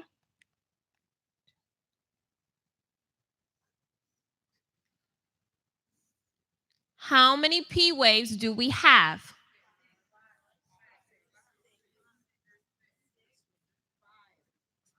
There are 6. Okay? There's 6. There is okay. How many QRS complexes? How many QRS complexes do we have? There's 5. So something interesting happened here. You do have a P wave there without its QRS pair, right? So that's an unconducted P wave. You don't have to know that. But what I want you to look at, compared to normal sinus rhythm, look at the PR interval. Look at that PR interval in second degree type 1. What's happening to it? Yeah, it's getting, what's happening? It's getting wider, it's getting longer and longer and longer. And then what happens is the QRS complex just disappears. It just doesn't come up. So the way I learned it in nursing school is the husband stays out for a long time, a longer time, a longer time, and then he just doesn't come home. So I don't like that way. I don't like that way, but that's how I remember it. So let's fill in the blanks here. The PR interval for second degree type 1, the PR interval is long, longer, and then the QRS complex just drops. So that's what you're going to see. And you will be able to see this all the time with second degree type 1. Okay? So if NCLEX gives you a rhythm strip, you guys are going to be masters at breaking it down. That's what I want. All right. So the question is, though, so what? So what? Second degree type 1. Is this an emergency? Yes, because when you don't have the QRS complex there, then that means the ventricles have decided not to contract for whatever reason. So this is an emergency because that's half of the heart, right? So what is the treatment? It's called transcutaneous pacing. What does transcutaneous mean? Just terminology wise. What's transcutaneous mean? Through the skin. All right. So we're going to send electricity through the skin to help this patient's heart. Is that going to hurt? Yes, that's going to hurt really, really bad. Okay. So I think I have a picture there for you guys of where to place the pads on the patient. Okay. So you can study it. If you haven't heard of transcutaneous pacing before, look it up. Okay. So second degree type 1, you guys know it. It's also called Mobitz type 1 or Wanky back. Let's look at second degree type 2. You guys know what you got to do. Circle every P wave here. What do we have here for the P waves?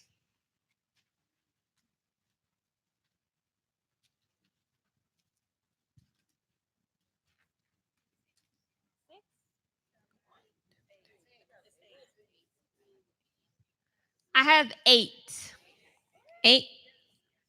P waves here. 1, 2, 3. How many QRS complexes? There's 6. There's 6 here. If you don't see this is okay. Make sure you come up to me and I will show you. These. It's important for you guys to be able to identify P waves and QRS complexes. So here we have 8 P waves. We have 6 QRS complexes. What is happening here? All I want you to do is focus on that PR interval. Where you have the pair, focus on the PR interval and just tell me, is it changing or is it staying the same? Just where there's the pair. Just where there's the pair. Is it changing or is it staying the same? Okay, let's look at it. If we look at the distance between the first group, the P wave and the QRS complex, all right, then we see that the second one doesn't have a QRS complex. So we're not looking at that one. Let's look at the next one. The PR interval, is it the same as the first one or is it different? It's the same. It's the same. Okay. So here you have the PR interval is not changing. Actually, it's the same length. Okay. So the PR interval is the same length and then the QRS complex drops. Okay? Do you see the difference? Where Mobitz type 1, it was the PR interval got longer and longer and longer. Here, the PR interval is staying the same length, and then the QRS complex is dropping. Okay? Does everybody see that? Okay, good. All right. You guys are doing some deep learning. I can tell by your faces you're doing some serious learning. That's okay. All right. So this is still second degree heart block because you have the factors of the heart rate is lower than normal and you have the ventricles not contracting. So this falls under the same category. And then the idea behind it is the same as well, where is this an emergency? Yes, this is an emergency, just like second degree type 1. The treatment is going to be the same through the skin pacing, transcutaneous pacing. Okay. Now, we have one more to look at. It's third degree heart block. Look at your book and tell me, how many P waves do you see here? How many P waves do you see? P. How many have? 6, right? We have 6 terrible P waves here. Very bad. What about QRS complexes? 2. Look how long they are. Look how wide they are. Look how long it's taking the ventricles to contract. This is a deadly rhythm. Patients with heart rhythms like this can literally just fall and die because they're not getting any kind of tissue perfusion here. So what's happening, if we fill in the box, the atrium and the ventricles are beating separate from each other. So they're not communicating at all.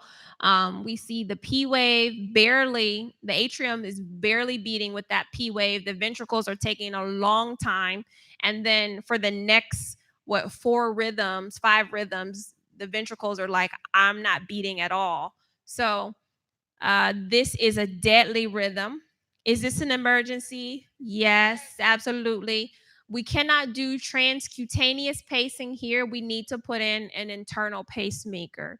So whenever you have third degree heart block on your NCLEX exam, the idea will be internal pacemaker for this patient.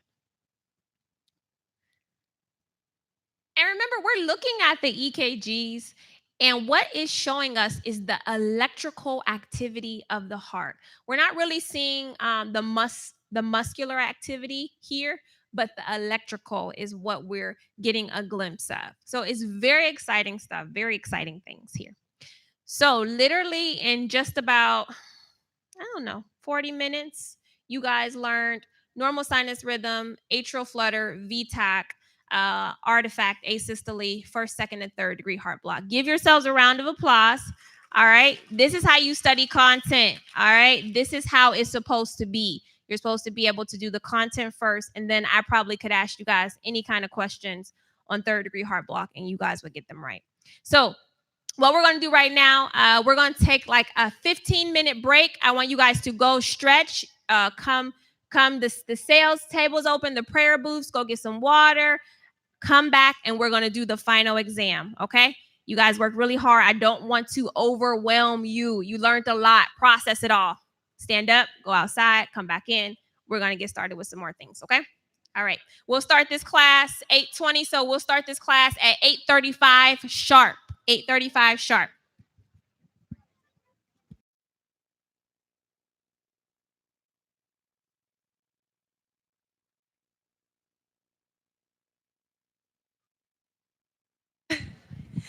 At the sales table, you got to get to the lines because we're going to cut off. Make sure if you go back there, you go back there quickly because the lines will build up back there. And I'm going to have to cut you guys off.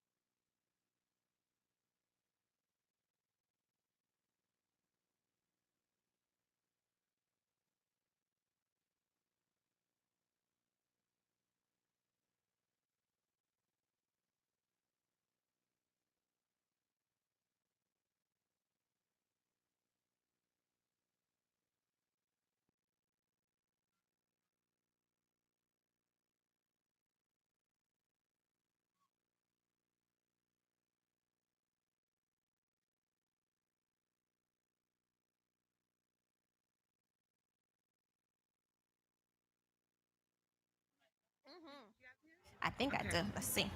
Because I didn't get a pen in my Oh, package. you didn't? No, I didn't. I was like, I hope they have some pens. Did they bring any? I don't know. I don't know. I'll have to go back there and see.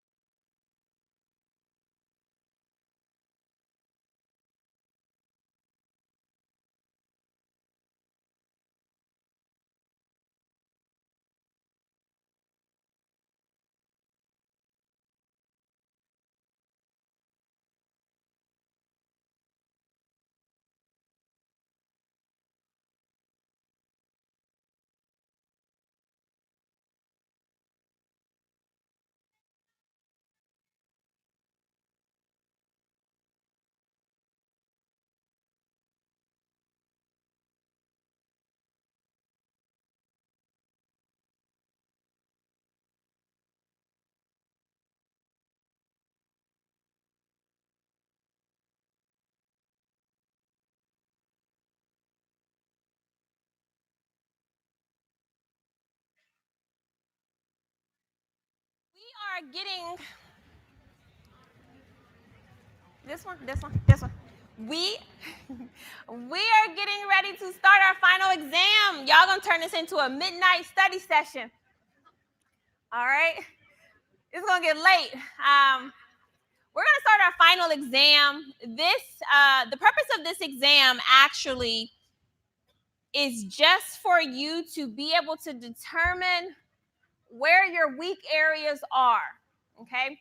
It's just for you to be able to see where your weak areas are so that you can go back and remediate. A lot of you guys are testing in June or July. So I picked questions that would address a lot of the test plan for you guys. Fundamentals, basic care and comfort, those things here. So I'm on page 40. Are you there with me? All right, let's do it. If you're at home, you're watching the slides. Oh, let's do the pre-class questions. Let's go over the pre-class questions too. Yes. Okay, so pre-class questions are on page 33. The first one is this.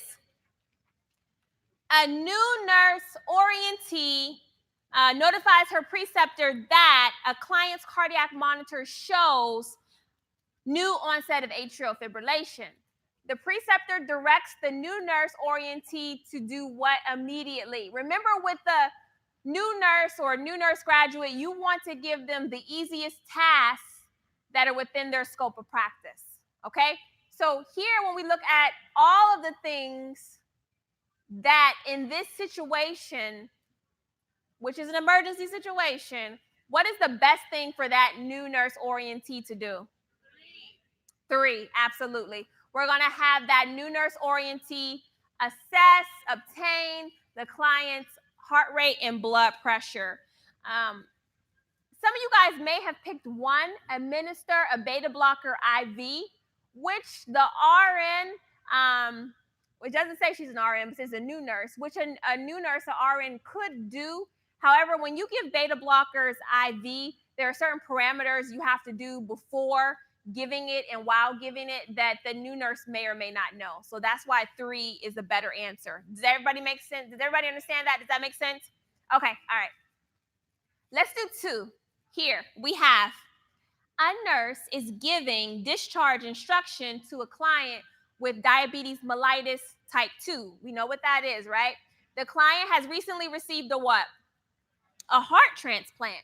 So which statement by the client would need follow-up teaching? Follow-up teaching means we're looking for a wrong statement. We're looking for an incorrect statement. So out of all of these, number 1, I will check my blood glucose levels multiple times per day to monitor my diabetes. Is that okay? Yes. I did not take my metoprolol, 25 milligrams PO, because my blood pressure was below normal. That's fine. I will wash my hands frequently and wear a mask in public to prevent infection. That's okay. That's okay, because the anti-rejection medications, what do they do to the immune system? They lower the immune system, right? So 4, I have had a fever for 3 days, but I'm taking acetaminophen. Don't worry about it, okay? That needs some follow-up teaching, because if the client has a fever, what could that mean? Infection, the organ is being rejected, right? That's our concern. So 4 is your follow-up teaching question, okay? That one might have been a little tricky. 3, we have here, there's a nurse who's caring for a client with no history of heart failure, okay? Which of the following would indicate the client is in normal sinus rhythm? Now, this might be a little tough, but you did learn all these things today. So, anybody want to take a chance at it? Say no. 2? Okay. Yes, 2. 2 is the correct answer. Every thing else has something that's abnormal in it. If you didn't get a chance to do these, I challenge you to go back and find what is abnormal for 1, 3, and 4 in every scenario, okay? All right. All right, now let's go on to the final exam. Join me on page 40, and we're going to do these questions together, okay? All right. Did you guys already do them or are you? No. Yes. Okay. All right. Here we go.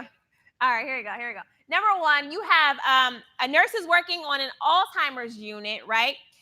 There's a client who has hypertension, diabetes, and asthma. The best way to safely identify this patient with Alzheimer's is which of the following? 4? Is it asking the client his name, calling his name and waiting for a response, checking the bed plate, or checking the name tag? Checking the name tag, yes. We cannot rely on this person to give us a positive identification in any way.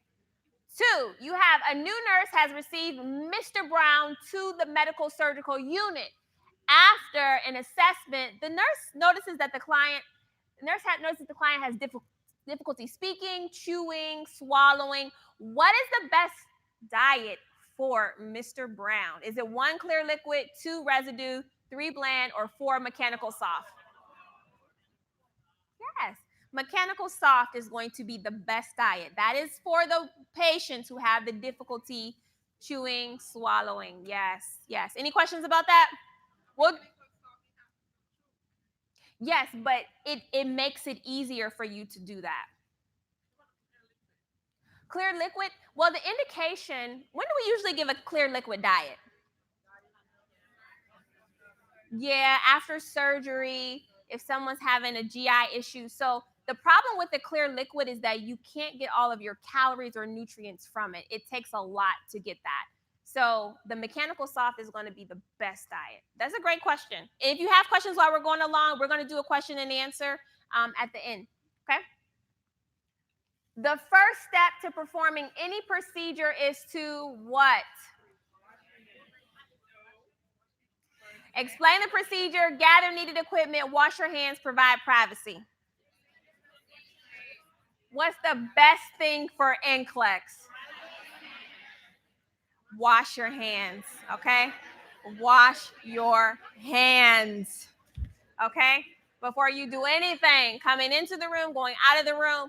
NCLEX is all about hand washing, all right? Because that is the best way to prevent infections, nosocomial infections, right? All right. 4, a nurse is feeding a confused client. The client state, I want to fight, and he hits the nurse on the back of the head. Which is the most appropriate action by the nurse? 1, call for help. 2, reorient the client and continue to feed him. 3, reorient the client and apply a soft wrist restraint. Or 4, advise the client to stop hitting. 4, 2, 1. Correct answer is 1. Call for help. Okay? Somebody is beating you up. We don't want to engage them. All right? We're not reorienting them. We're definitely not trying to apply a restraint to somebody that's combative. Okay? So this is what NCLEX wants you to do. Now, what you do in the real world may be different, but for NCLEX, please call for help. Okay? Okay? All right. All right. Let's do number 5. Which of the following observations is the priority to report first? You have observations here. Number 1, you have a temperature of 101.4, a blood pressure of 200 over 102, a pulse of 88, respirations is 26. 2, you have red colored urine. What would be the reason? What are you worried about there? 3, bluish tint to lips and skin. What are you worried about there? Or 4, skin that is hot to touch. Think about what you're worried about and what is the priority here? What do you report first? I hear 1, I hear 3, I hear 1, I hear 3. Okay. You guys may be a little surprised. No, you may be a little surprised, but the answer is 3, okay? Okay. All right. So 1 and 3. So with 1, you do have clients with abnormal vital signs, and you have the client with a respiratory rate of 26. Like that's respiratory distress, right? But with 3, what do we have here? We have cyanosis. And when patients actually have cyanosis, that means more of the body systems are involved, because now you have the cardiac system, the respiratory system, the nervous system. They're not getting perfusion right here. So number 3 is the priority, okay? Because the respiratory distress is more involved now. All right. Let's do number 6. We're at number 6 already. Mr. Jones is a 60-year-old post-operative client. His door is closed. The registered nurse needs to take a set of routine vital signs. She should do which of the following? Okay, she needs to get into the room. The door is closed. Knock on the door and wait for the client to respond. Come back in 10 minutes to give the client privacy. 3, open the door immediately as it should not be closed. Or 4, knock and enter without waiting for a response. What do you say? 4, 3. Okay, the correct answer is 1. Okay, the correct answer is 1. When a client is in the hospital and the door is closed, that client has a right to what? Privacy, right? No, it doesn't. It doesn't say the client. No. We have to be careful we don't read too deep into the question. This is a post-operative client. He could have had a skin biopsy. We don't know. Okay? But the point is that when a patient's door is closed, you have to announce yourself. You have to let them know that you intend to come in, and you have to actually get permission to enter to the room. Whether it's done in practice or not, this is what the research shows is the best to have a therapeutic relationship with your client in the hospital. So even in regards to waiting to be let in, also it's best for us to cluster our care so we're not always going back in and out of the patient's room. Okay? All right, so number 1 is the appropriate answer for your NCLEX exam. 7, here we go. A nurse receives report on 5 clients.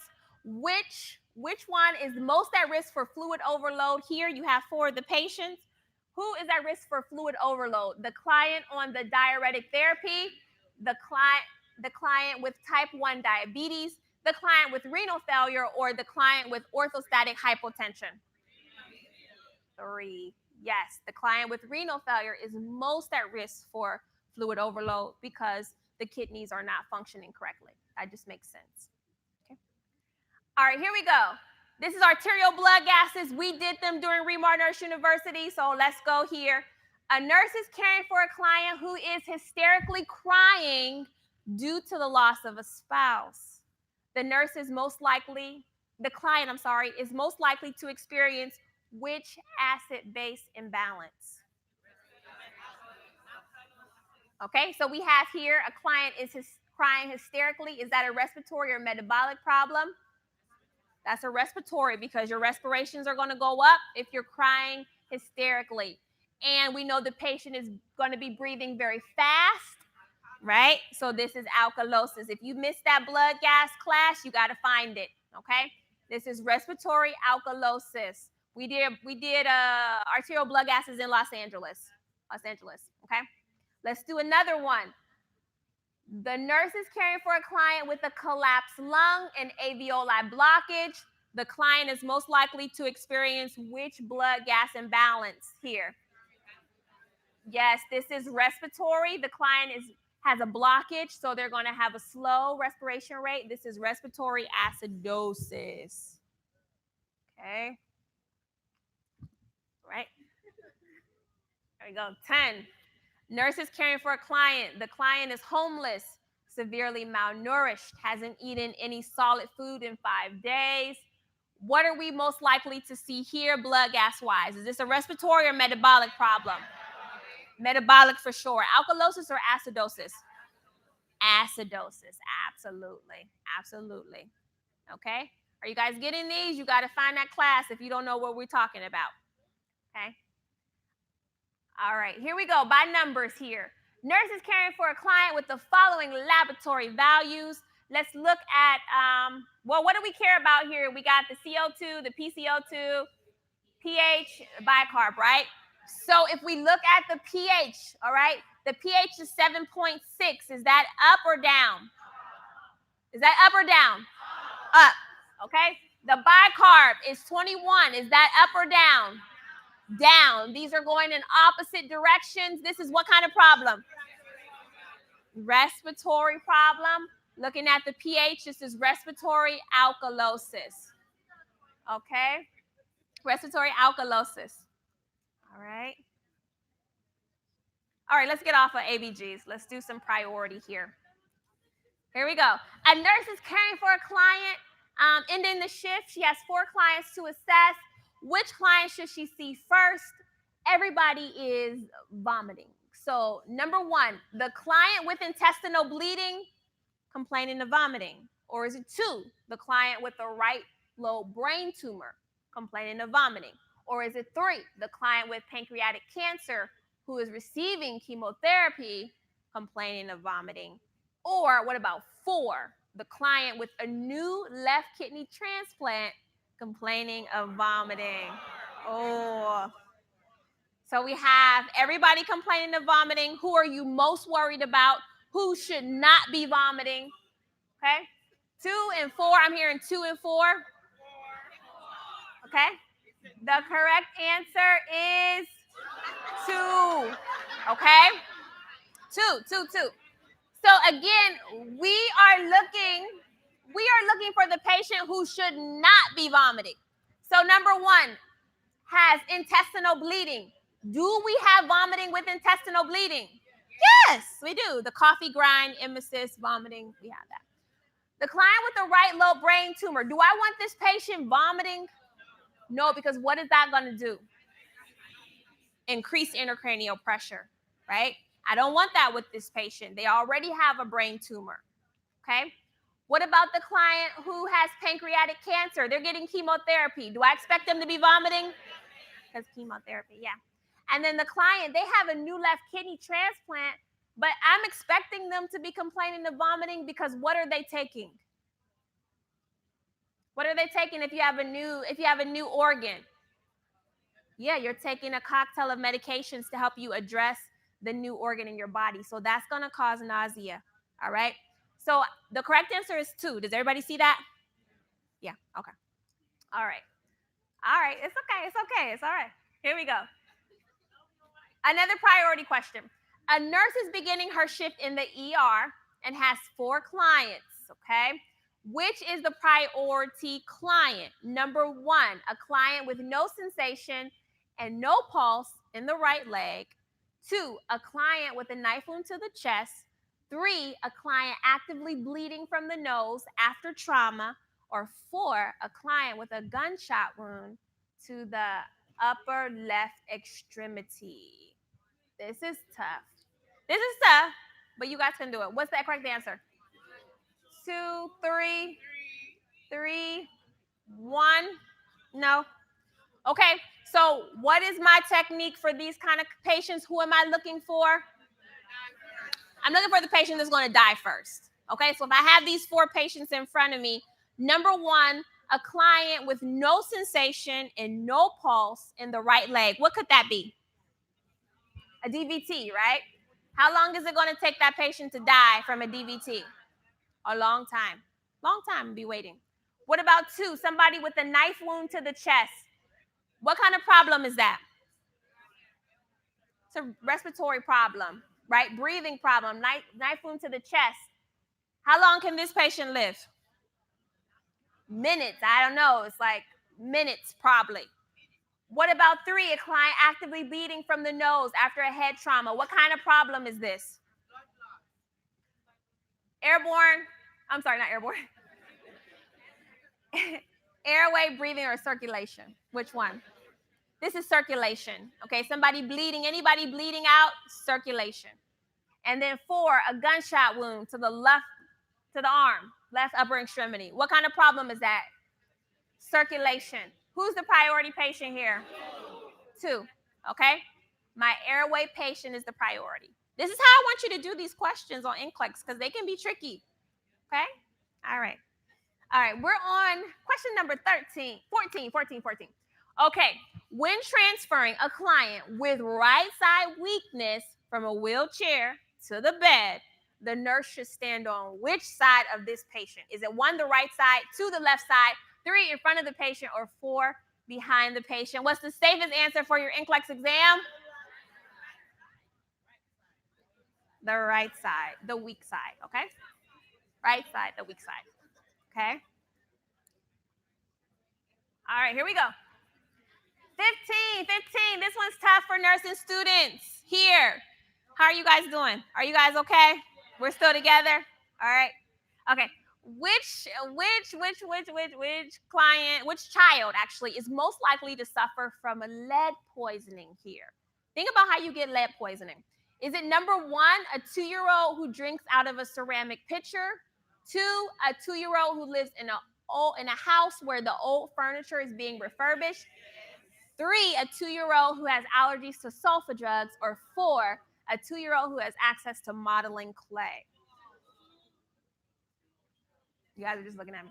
Okay. The correct answer is 2. Okay. And the reason why, it's okay. The reason why is because usually you get lead poisoning from eating what? Paint chips, right? So old house may have old furniture that was painted. Okay, so that's the idea there. Okay. All of the other ones don't necessarily connect you to lead in any way. Okay. 16, we have a client here receiving treatment for tuberculosis. They're already receiving treatment for tuberculosis. Catch that. She understands how to reduce the risk of spreading the disease if she states which of the following. Number 1, I will use plastic utensils at home and out in public. 2, I will stay away from pregnant women and children. 3, I will not sleep in the room with my husband for 1 to 2 months. Or 4, I will not go into public places such as church after treatment. What's the best answer here? 2? Okay. The correct answer is 2, okay? So remember, this patient is receiving treatment. There's different types of tuberculosis, number 1. But this patient is receiving treatment. So there's not a need for them to use plastic utensils in and out of home. Sleeping in the room with her husband, we're not going to tell the patient not to do that. And then I will not go into public places after my treatment. That doesn't make sense. After the treatment, you're okay to go out into public. So number 2, stand away from susceptible populations. Pregnant women and children typically have decreased immune systems, okay? All right. 17, we're going to look at some isolation precautions here. You have a nurse is caring for an 8-year-old client with salmonella. Does everybody know what that is? No, yes, okay. Salmonella, does anybody know what isolation this requires? It requires contact precautions. So which action should the nurse take? We have to pick the best one here. So is it number 1, place the client in a private room? 2, place the client under respiratory isolation? 3, place the client in a room with an 8-year-old with cellulitis? Or 4, place the client in a room and keep the door closed at all times? What's the best thing for the nurse to do here? Okay, the correct answer is 1, okay? It's contact, yes. But again, we have to look at the best choices from what we're given. So number 2 says place the client under respiratory isolation. Are we allowed to elevate a client? Not from their isolation. No, you can't do that. Place the client in a room with an 8-year-old with cellulitis. Cellulitis is non-contagious. So this is a clean patient. So we're not going to put a patient in isolation contact-wise with a clean patient, okay? And then 4 says place the client in a room and keep the door closed at all times. Do we need to do that for contact isolation? Not for contact. So the best out of the choices here is 1, okay? Here we go. A nurse is caring for a child in a cool mist tent. What is that? A cool mist tent. Think about that. The parents, they bring the child a toy. The nurse takes away that toy car. So the child begins to kick and scream because that's their toy.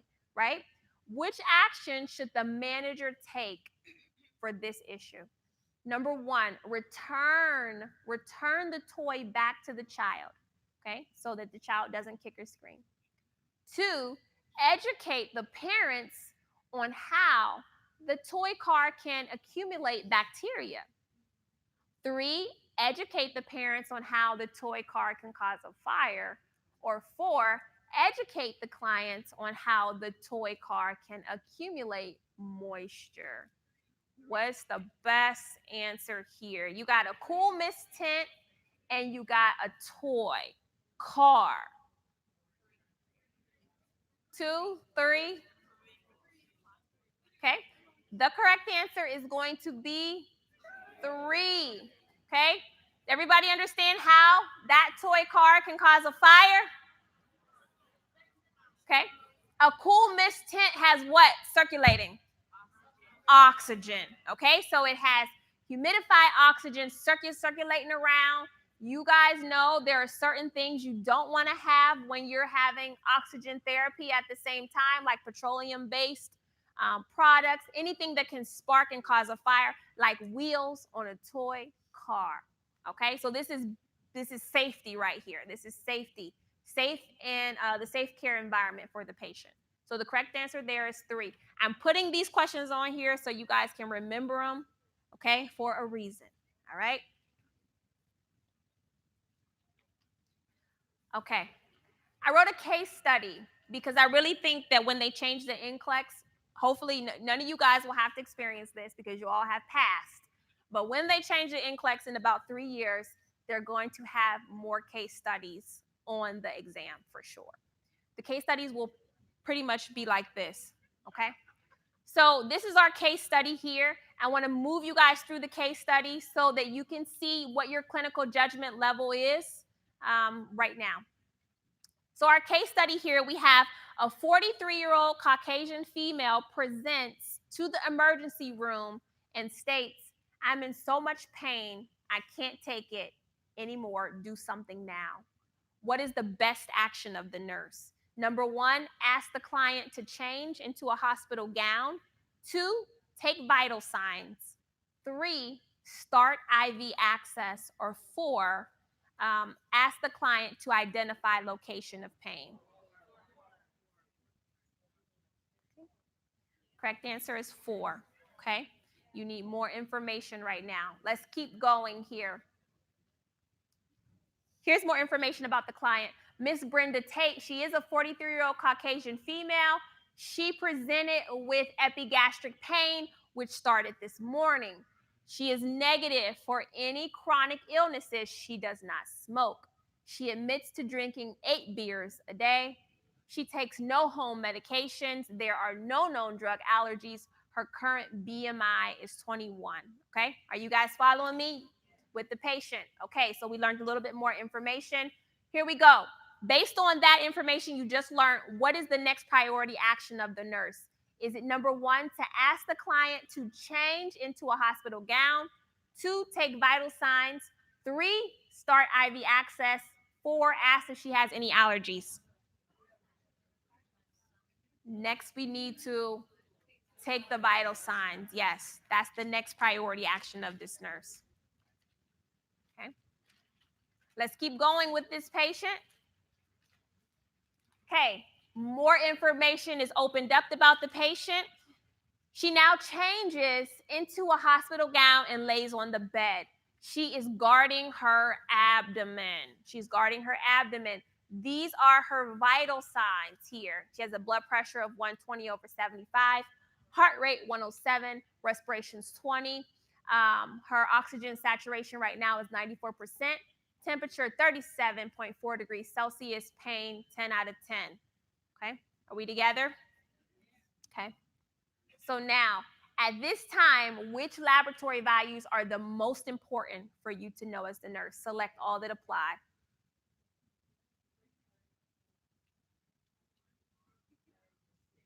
Okay. Okay, this is kind of where it gets tricky because you have to know the importance of these. Okay. Let me show you the correct answer. The correct answer, what you want to know right now, is the ALT, and the amylase. Based off of what you've been learning about this patient, this is what the nurse needs to know. So anyhow, we get these results back. Let me see. Okay, so here we go. So this is Mrs. Tate's laboratory values. What do you care about? What are you concerned about? What's this? Okay. So just imagine yourself taking the exam and this opens up. All right. So you have to look at these. You need to identify right now what's abnormal and keep it in your mind because I'm about to move on. Okay. So what are you concerned about looking at this? Here we go. The question asks, which laboratory value should be reported immediately to the healthcare provider? Select all that apply here. Okay. So the correct answer for this one, okay, are those two. All right, those two. And if you don't know what MCH is, if you don't know what HGB is, you know you got to put a star by that, okay? Okay. Platelet count, if you don't know the normal platelet count, you got to put a star by that too. All right, so this takes your clinical judgment, your thinking, and raises up a little bit. Here we go. So right now, based on everything that we have seen about Miss Tate, which diagnosis should the nurse anticipate? Number 1, delirium tremors. 2, acute pancreatitis. 3, abdominal aneurysm. Or 4, Crohn's disease. Okay. Correct answer, acute pancreatitis. Okay. This is what we're looking at. This is what we're anticipating. All right. So if we think about that, now we've moved on. All right. We've moved on. What do we know about this? A diet has not been ordered. Which should the nurse suggest for this patient? Is it 1 NPO, 2 clear liquids? 2 full liquids, 3 clear liquids, or 4 mechanical soft? 1 NPO for pancreatitis. This is in quick facts. Okay. This is all in quick facts. Let's keep going, though. Let's keep going. We're going to dig deeper now. Since we have a thought in our mind about what it could be, this is like level 1. Based on the cues, can we create a hypothesis? Level 2. So the healthcare provider has written the following orders. Which should the nurse question? Based off the diagnosis and the symptoms, what are you going to question? Number 1 says an ultrasound of the abdomen stat. Is that good or bad? 2 says NPO. 3, amoxicillin IV, 500 milligrams every 8 hours. 4, lactated ringer, 100 milliliters hourly. 5, insert nasogastric tube and connect to low intermittent suction. So out of these, which are you going to question? Which one doesn't sound right? Which one isn't appropriate for acute pancreatitis? 5? Okay. Correct answer is going to be 3. Okay. Do we treat pancreatitis with antibiotics? No. We will do the other things though. That makes sense to do an ultrasound of the abdomen. Yeah. NPO, we need to rest. We need to rest the gut. Yes. Amoxicillin, no. Lactated ringers. Why would we give lactated ringers or IV fluid? To prevent what? Dehydration, right? What's the nasogastric tube to low intermittent suction? What's the purpose of doing that? Decompress. Yes, decompress the stomach. Okay. All right. All right. Okay. Okay. So I'm looking for Mark Callion, and I don't see him. So that's okay. So what I want to do is just before I close, before I do the question and answers, I want to just give you guys the 7 keys to mastering NCLEX, and I just want you to just look. Okay. You can write them down if you want to, but I just want to tell you really personally what I think is the best way for you to get over this exam to the next level. All right. The first one, of course, you guys know this is my hobby horse. I love to talk about this. This is my preaching platform. Just like we did today, this is what your studying session should look like. Okay. If you have the DVD program, perfect. This is how we will study. If you're trying to do this on your own, your study session should be content-based first, and then you can add the questions later. Okay. You have to believe that you're going to pass. If you don't believe it, nobody else will. Okay? I have people come up to me all the time and say, I can't do this. I'm going to fail. Right? They come up to me saying that. And so I have to tell them, if you don't think you're going to pass, guess what's going to happen when you get in front of that exam? You're going to talk yourself out of your license. So you have to believe that you can pass. Forget about what you're doing or what you're seeing in the real world. Some of you guys are working in the hospital right now, and you're seeing everything opposite of what you're studying. You have to turn a blind eye, because this test is based off of research. So it's what the best nurse is going to do in that situation.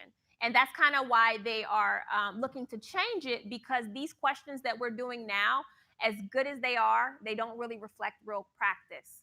So for right now, you have to get in the book and you have to stick to what the book says, okay? Don't wait, okay? Don't wait to test or to get help. I think that's very important, because every day that you put something off, you extend it by 6 months. You really do. Like every day you say, I'm gonna get up and do it tomorrow. Next thing you know, it's 2020. You still don't have your license. Okay?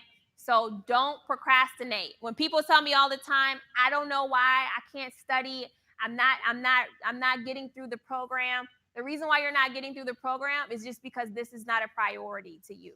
Like if you find yourself not studying, it's because this is not important to you. So I tell people, you must like where you are. If you're not studying for NCLEX, you must like working where you're working. You must like getting paid where you're getting paid. Because if you didn't like it, you would do something about it. All right. And I'm being hard on you guys today because this is our last class. So what you do from now on is on you.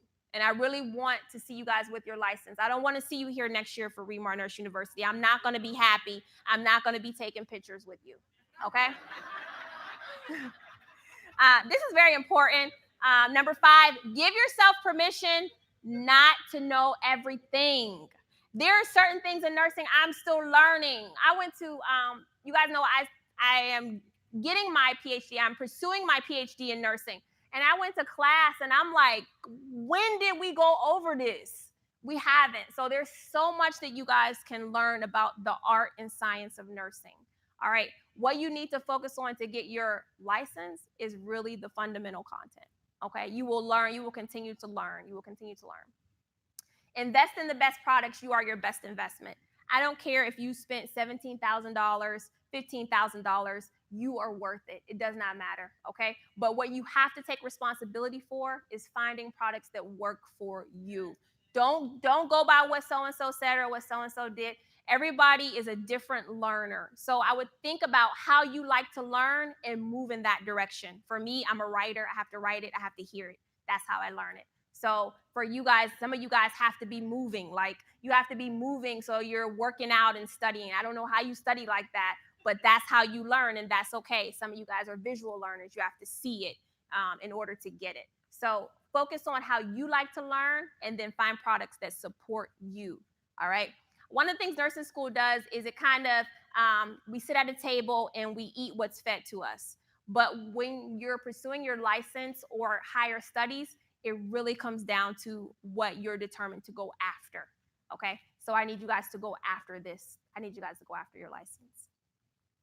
And then the 7th thing, with God, all things are possible. And I think that's the most important thing. We have amazing testimonies of people who have overcome homelessness, abusive relationships, death of mothers and fathers, and they've been able to recover and pursue their license. And so that's my motto, and that's what I want to share with you guys. Now, I just want to open a few more minutes for questions and answers. There usually is a mic, but it's okay. Raise your hand if you have a question about anything we learned tonight or about any of the products. I will give you guys time to do that right now. Is there one question? Yes. Yeah.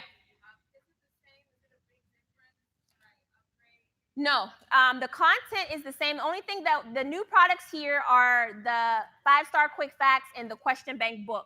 If you don't have those, I would definitely invest in these two. But the reason why I haven't changed the content is because the content has not changed in nursing. So diabetes mellitus, diabetes insipidus, these EKGs have been the same since the 60s. Okay, so that's why the people are passing with that program. Okay, perfect. That's a great question. Is there another? Yes, way in the back.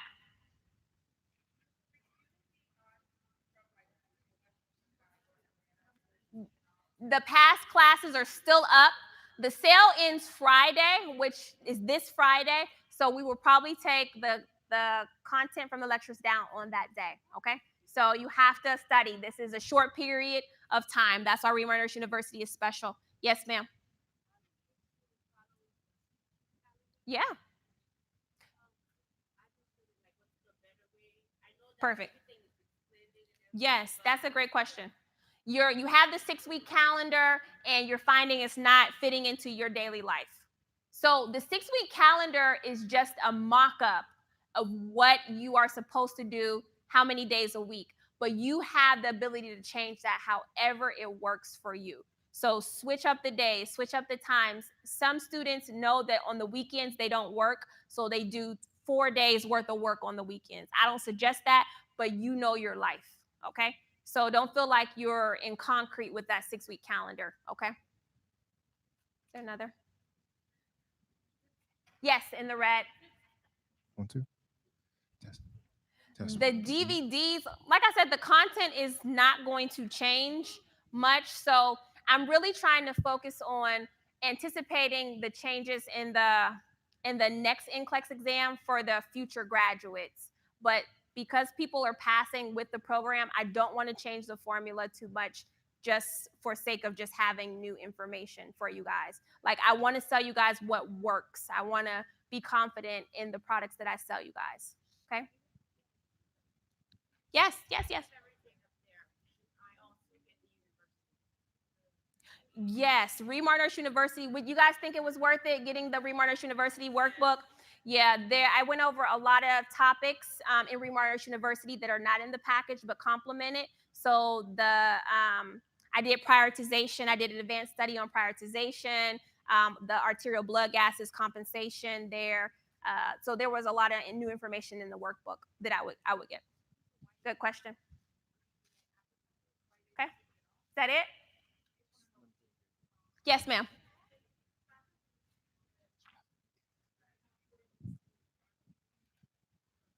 Hold on 1 second. Let me give you the microphone. You said put quick facts in the car so you can listen to it in the car? Audio version, like an Audio version of quick facts. Okay, I got you. Audio version of quick facts. So me saying it and you listening to it on the CD? Oh, okay. Okay, maybe for Zoom. Nah, man, listen.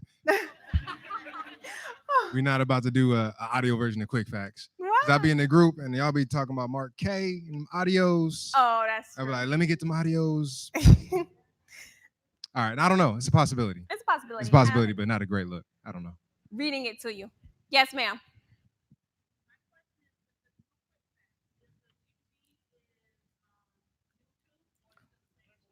It's the same old DVD.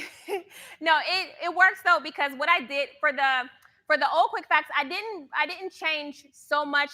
What I did was I added more information to the 5-star quick facts, so you can still use the advanced study quick facts DVD to study the content for the 5-star quick facts.